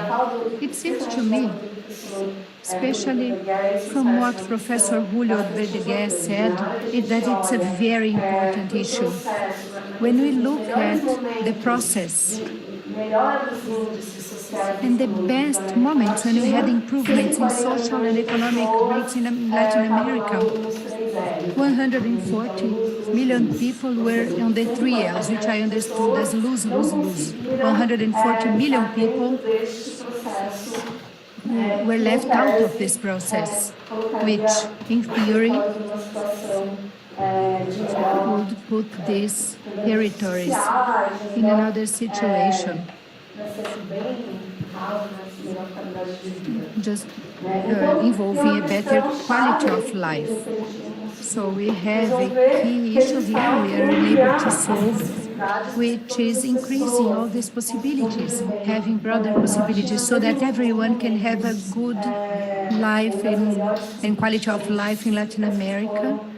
And we had many cyclical policies, especially in the beginning of the century. So, from this picture, a very pessimistic one, of how this space is being developed, and this can be summarized on the sad sentence that the past is never over.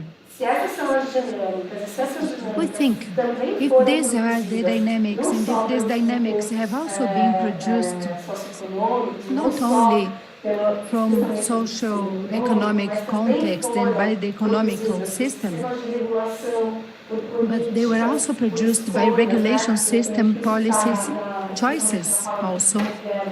Especially this is related to what Professor Gerd said, and somehow it is related to what Professor Geroum has said, but they are important, and we should think about policies, choices, regulations that have been very important for the choice of this space, and they have also been very defined, and we are unable to overcome this inequality and poverty and inequality, poverty, and growth.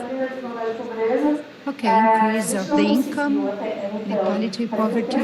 If we were unable to make these conditions promote better spaces, how can we as planners think about a new generation of spatial policies? What is our role within this complex system? We should think about new spaces, new policies, new regulations that may lead to better economic conditions, and they might be instrumental and lead to more development. Verdeguer falou de forma muito bem. I believe Professor Verdeguer mentioned it very clearly. He mentioned 4 points: basic welfare conditions, full citizenship, a new rural and urban economy based on innovation and not on the extraction of natural resources, a new relation between ecosystem and the rural economy. If we also take into account what Professor Jerome said, a new relation between urban spaces and ecosystems. And here, I understand we have a key issue, which is thinking about a new institutionality and the role of the state. So, mesmo tentando fazer políticas if the state was unable so far to reach an important part of these spaces, what is the role of the state now in order to have more benefits, and so these benefits can be better distributed between everyone? This is a key issue to me, and Professor Jerome mentioned it very clearly. So if our choices and if the best possibilities of implementing new policies are prioritizing spaces that are developed already or somehow received space, territorial, social policies, etc., how can we change this space for the poorest people, 140 million people who are in the 3 L's, lose, lose, lose, mentioned by the professors. So there is a trend to form public policies, and even in the most anti-cyclical movements, they were unable to implement these changes. And if we have a return of these public policies and movements, these trends to concentrate the income are more concentrated in some territories. So this new possibility, this is what we wish of this new anti-cyclic policies, like to think how these policies will get to those who need them the most. So this is very important for us to think, and this is related to what Professor Verdeguer said. So if we are looking at all the social indicators and determine the scale, and we are going to have like policies applied to this scale, we must look at the outcomes of these policies. So not to be producing or reproducing like inequalities. So I understand that these are the main topics that have been placed. When Professor Garb talked about this halfway,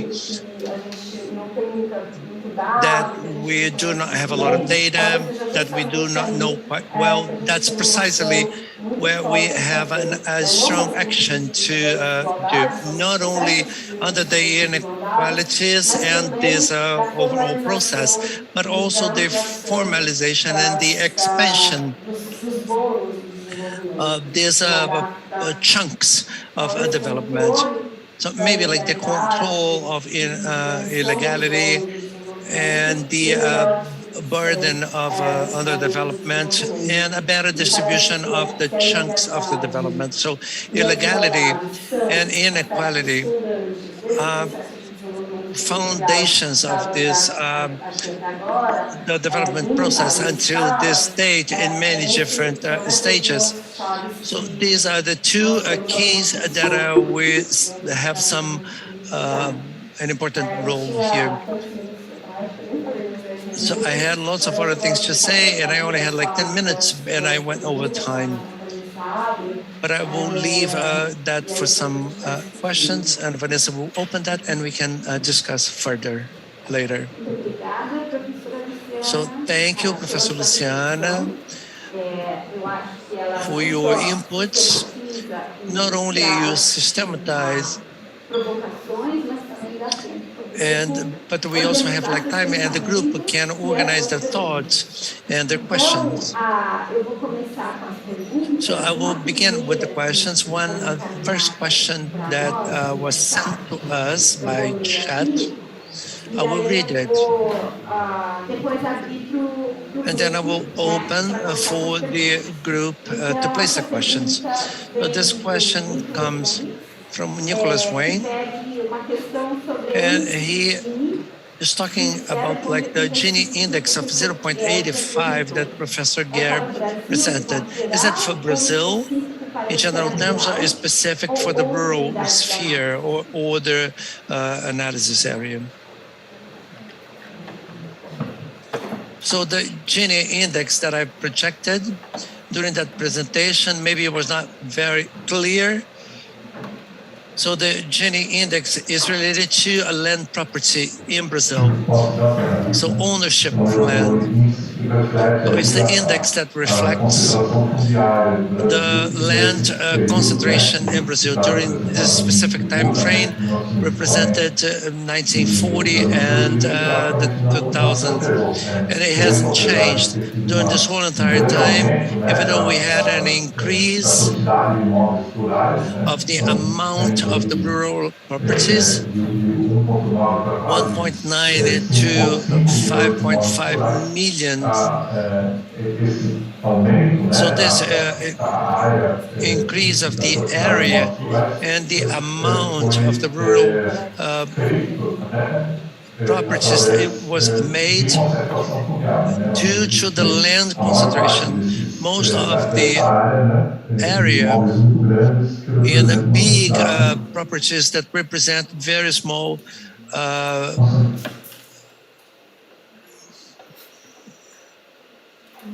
microphone is closed.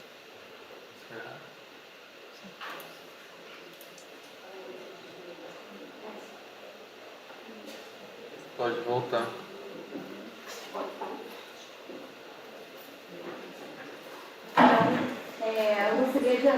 Okay, so now I would like to open for the group. If we have anything related to or specifically addressed to our speaker.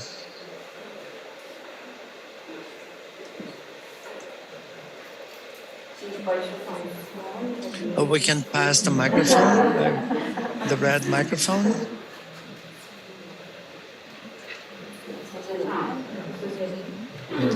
Professor Jerome.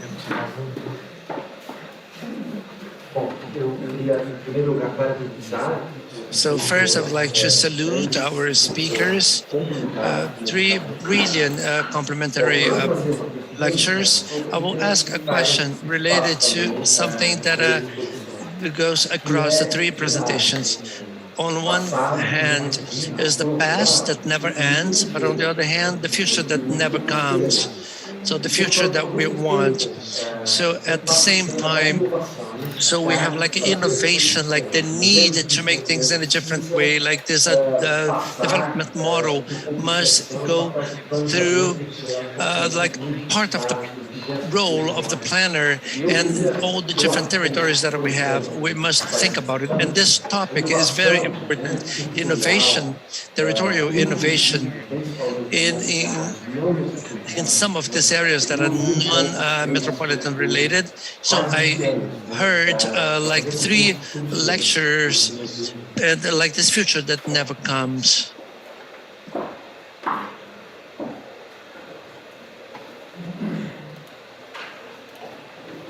Acho que nós podemos já passar para os palestrantes, né, para refletir sobre a pergunta que foi feita pelo. Okay, so we have this question, and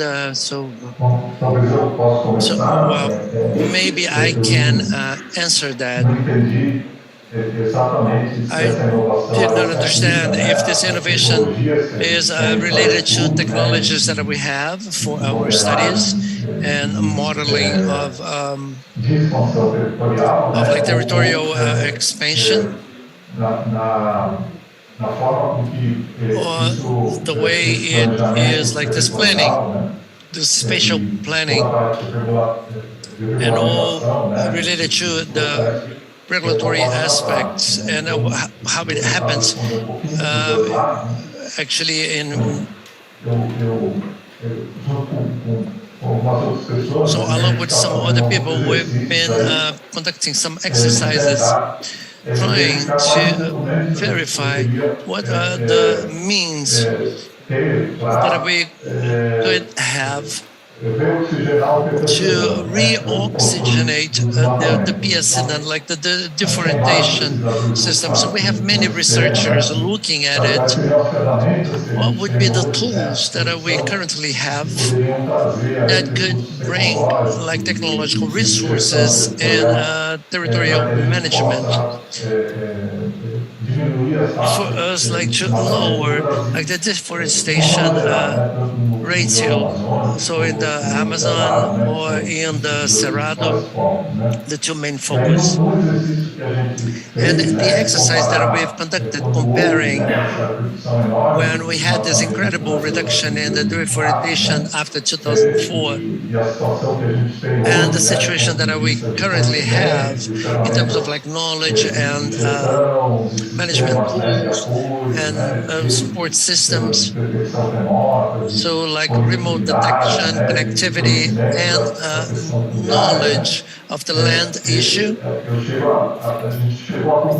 So we came to the conclusion that it has never been easier like to control deforestation. From the standpoint of technology, we can detect almost in real time. We know with a very large percentage of the territory who is under that territory. We have the contact of that particular person, and we can remotely manage this huge problem. So from the standpoint of technology, it has never been easier for us to think about like a deforestation and strategy control. At the same time, it has never been so difficult like to do so, because within the spatial occupation dynamics and the landmarks due like to the LAMP policy or our real capacity in terms of monitor and enforce the implementation of the environmental law.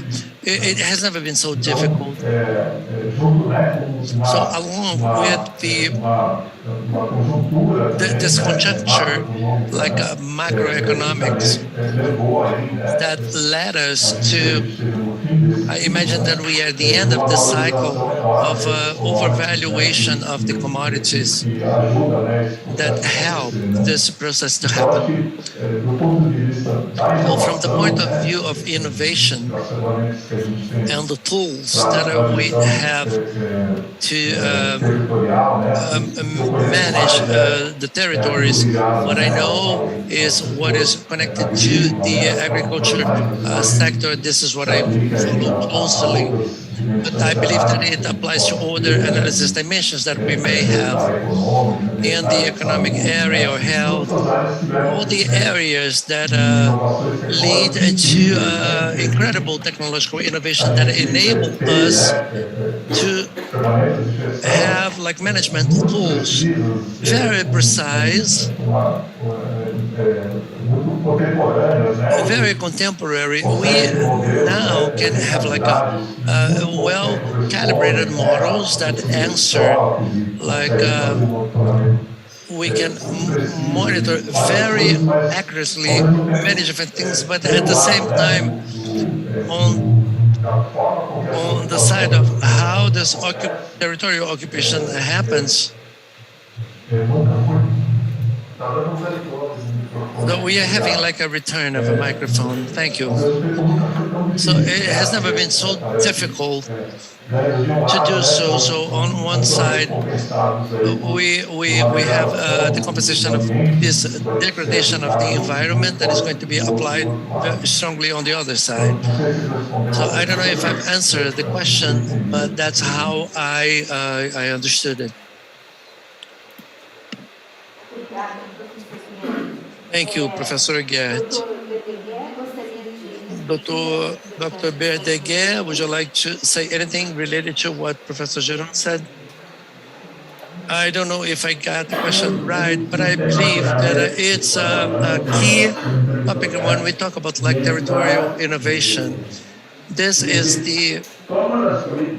how the public policies open space to some actors, like the capacity and the possibility that the sectors to make decision, including exceptions, and in a due time, were decisions that were made in the wrong way. So there is an obsession when it comes like to public policy, when say, so this is what you have to do in one determined sector or territories. And so public policies, this is like the nature of public policies per se, but I believe that it's we must look at concrete things, how we design public policies by creating like a space to find a solution in the conflicts and also creating difficulties, and how we can expand like the time frame of the social processes in our territories, like social policies. I don't know if the social overall public policies, when they tend to operate in small time frames that it's nearly impossible like to sustain and develop innovation policy. And then thirdly, how the public policy and the risk of failure or committing mistakes, not only how we fund the mistakes, but most importantly is the possibility to accept politically by the agents of public policy. So this is a taboo in our countries.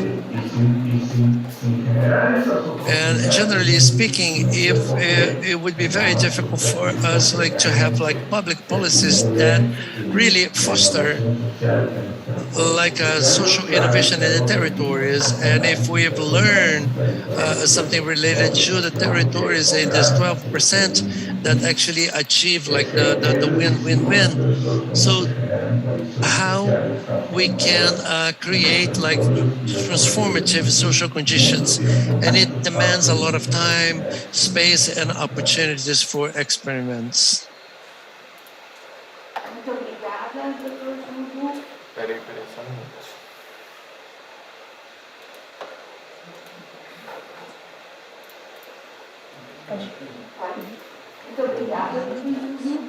Thank you, Dr. Julio, for your answer. I'd like to know now if we have any other questions.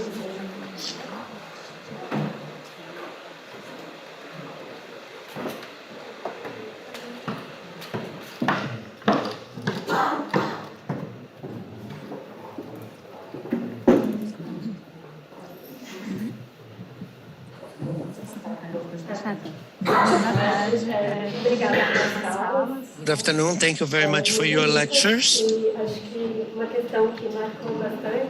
So something that really impressed me since the very first lecture related to social behavior.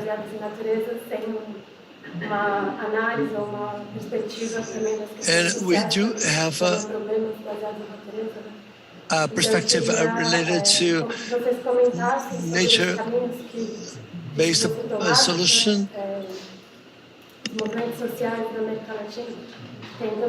The social developments in Latin America, due to its nature, and the territorial issues. This perspective of the economy center, that we should be trying other ways. of so two issues that you could explain. So the first one is related to how we can think about like managing like the state and the governments, social governments. What is the role? How? A gente aqui no Brasil está no momento de reconstituir, né, até esse Estado, mas se vocês acham que via mercado isso tem algum caminho melhor. E sobre a questão das inovações, também quanto de... And related to innovations, like social movements, bring this discussion to think. So, of like technology, like soberania alimentar, os direitos dos povos, como produzir. Agora fecharam o microfone.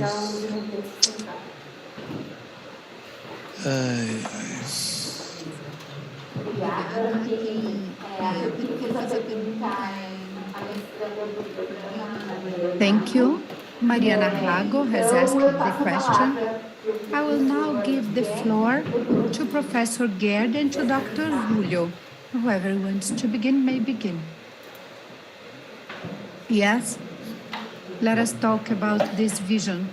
I have the following conviction.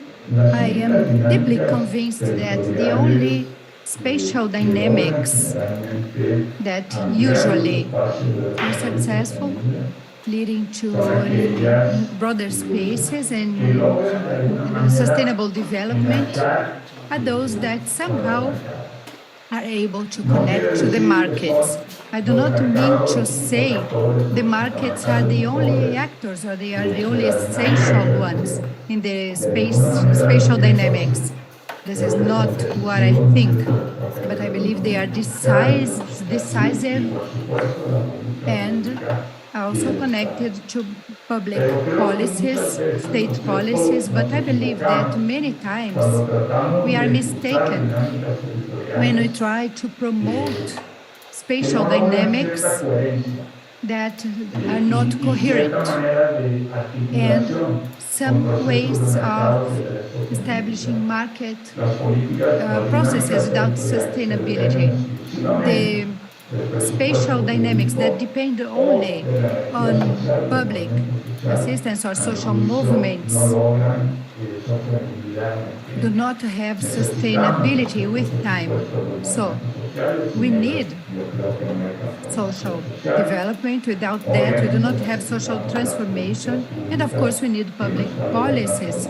Without them, social transformation will follow the logics of the market power, but we need other movements and spatial dynamics to be connected to the market logic. Otherwise, they will not be successful. Thank you.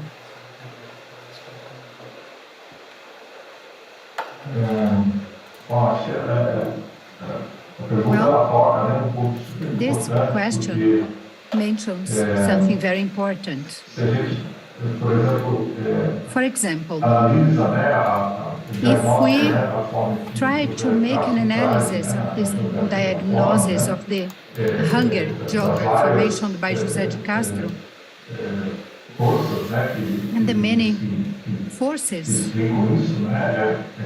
that explain it according to him, this is clearly an orientation of the entire agricultural production of Brazil focused on the economic agenda.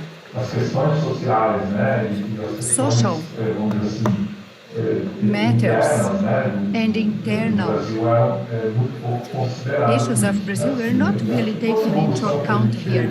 I believe that all the evolution we had in the system brings the same issues.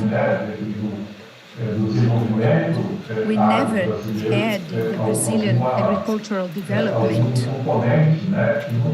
a component which was not focused on the economic agenda, with not enough regulations, not enough taxes, and there were many border-related issues and legal issues.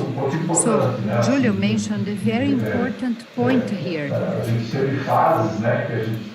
There were some stages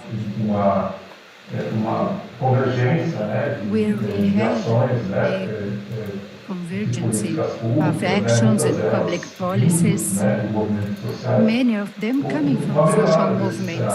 There was an improvement in the scenario. But as soon as these conditions disappeared, very soon we went back to having huge problems connected to food insecurity. And I believe that we should understand all the foundation behind it, the structural process behind the development model. That's part of the answer. For as long as we are within this policy of the agro, and we have a pure view of the economic agenda, and within the food agenda, we have a view of the social policies, we will never be able to join both things to achieve a better accommodation of all of that. So how can we achieve it? That's another issue. But I believe your question really leads us to an important issue. We should think about the origin of that and the model we want to follow within these major systems. And we should think about how this affects their manifestation.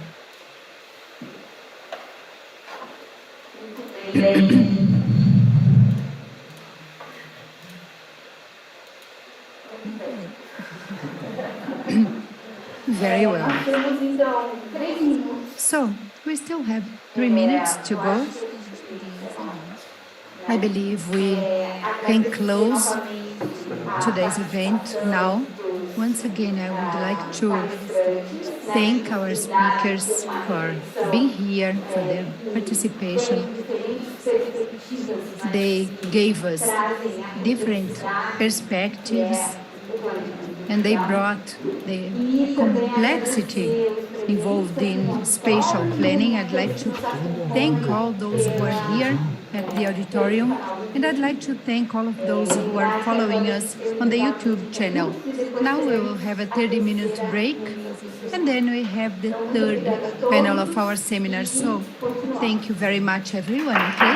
See you in 30 minutes. Thank you.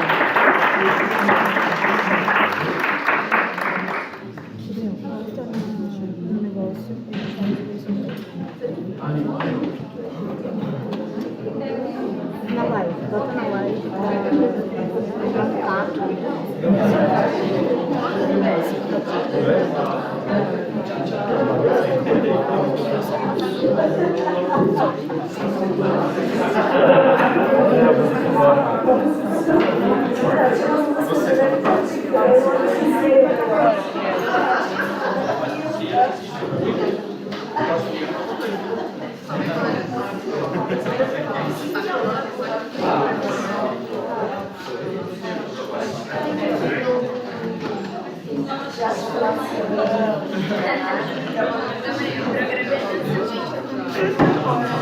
Mas eu tô achando também.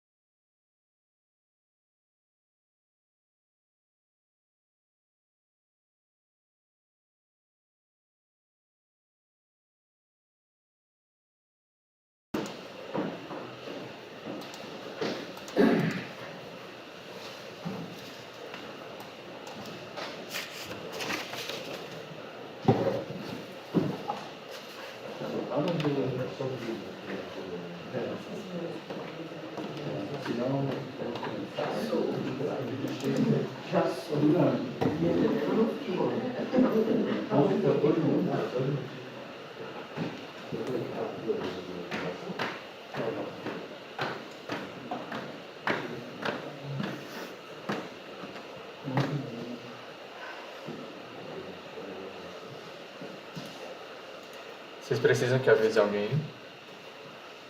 Você tem o e-mail, o Eduardo Brito? Temos todos. Eduardo.brito@ufgv.net.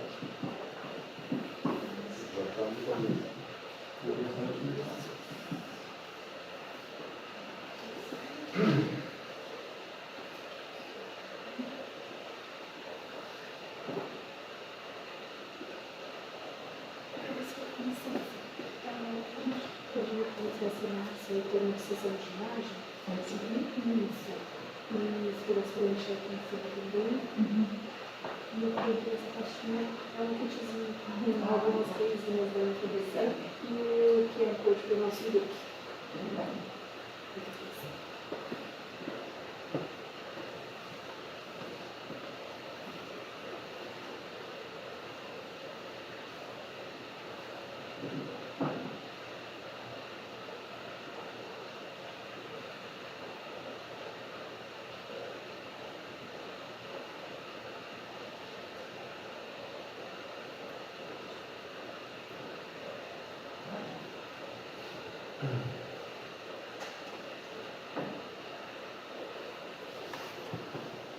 Se vocês quiserem começar já se apresentando, eu acho que é interessante.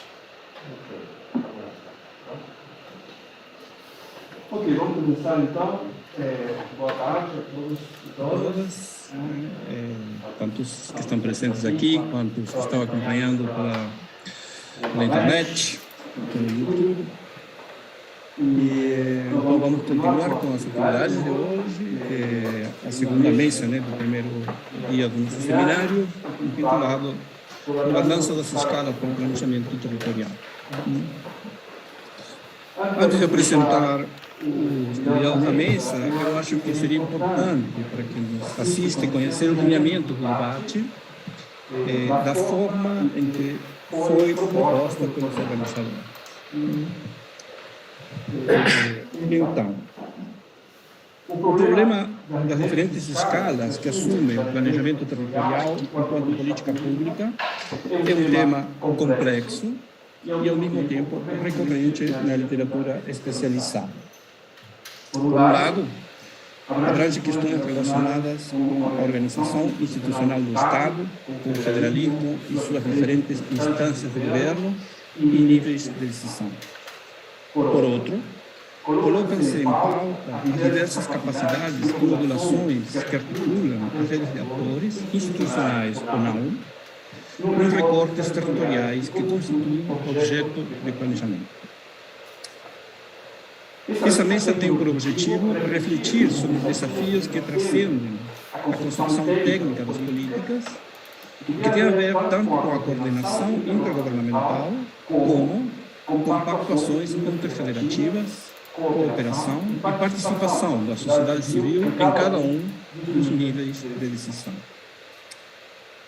A mesma procura articular o debate sobre a problemática das escalas numa perspectiva de governança, a partir da qual seja possível vincular programaticamente as diferentes instâncias de governo e de participação que incidem sobre os territórios. Portanto, as questões a serem abordadas nessa mesa são: quais abordagens ou estratégias podem ser concebidas para lidar com a complexidade da escalaridade do planejamento territorial? Qual o papel das instituições ou dos diferentes níveis de governo nessas abordagens? Qual o papel das diversas formas de descentralização e do padrão de financiamento que acompanha o planejamento e a gestão dos territórios? Para responder a algumas dessas questões, essa mesa é composta pelos seguintes convidados. o doutor Carlos Brandão, que já está nos acompanhando. O professor Carlos Brandão é professor titular do Instituto de Pesquisa e Planejamento Urbano Regional da Universidade Federal do Rio de Janeiro, UFRJ. Suas atividades de docência, pesquisa e extensão se concentram na área de planejamento urbano regional e se orientam principalmente para questões de desenvolvimento regional, escala de planejamento, estado de políticas públicas e interpretações do subdesenvolvimento brasileiro e latino-americano de um modo geral. Seus trabalhos são amplamente conhecidos no campo do planejamento territorial. O Dr. Brandão também é pesquisador do CNPq e coordenador da Rede del Desarrollo Socioeconómico Espacial Latino-Americano, RESP. Está conosco ou estará, se a gente conseguir contar com a presença dele, o professor Eduardo Brim, que é professor da Escola de Administração de Empresas e da Escola de Economia da Fundação Getúlio Vargas, de São Paulo, um conhecido especialista em temas tais como sistemas políticos no Brasil, sistemas partidários, práticas eleitorais e sistemas de governo.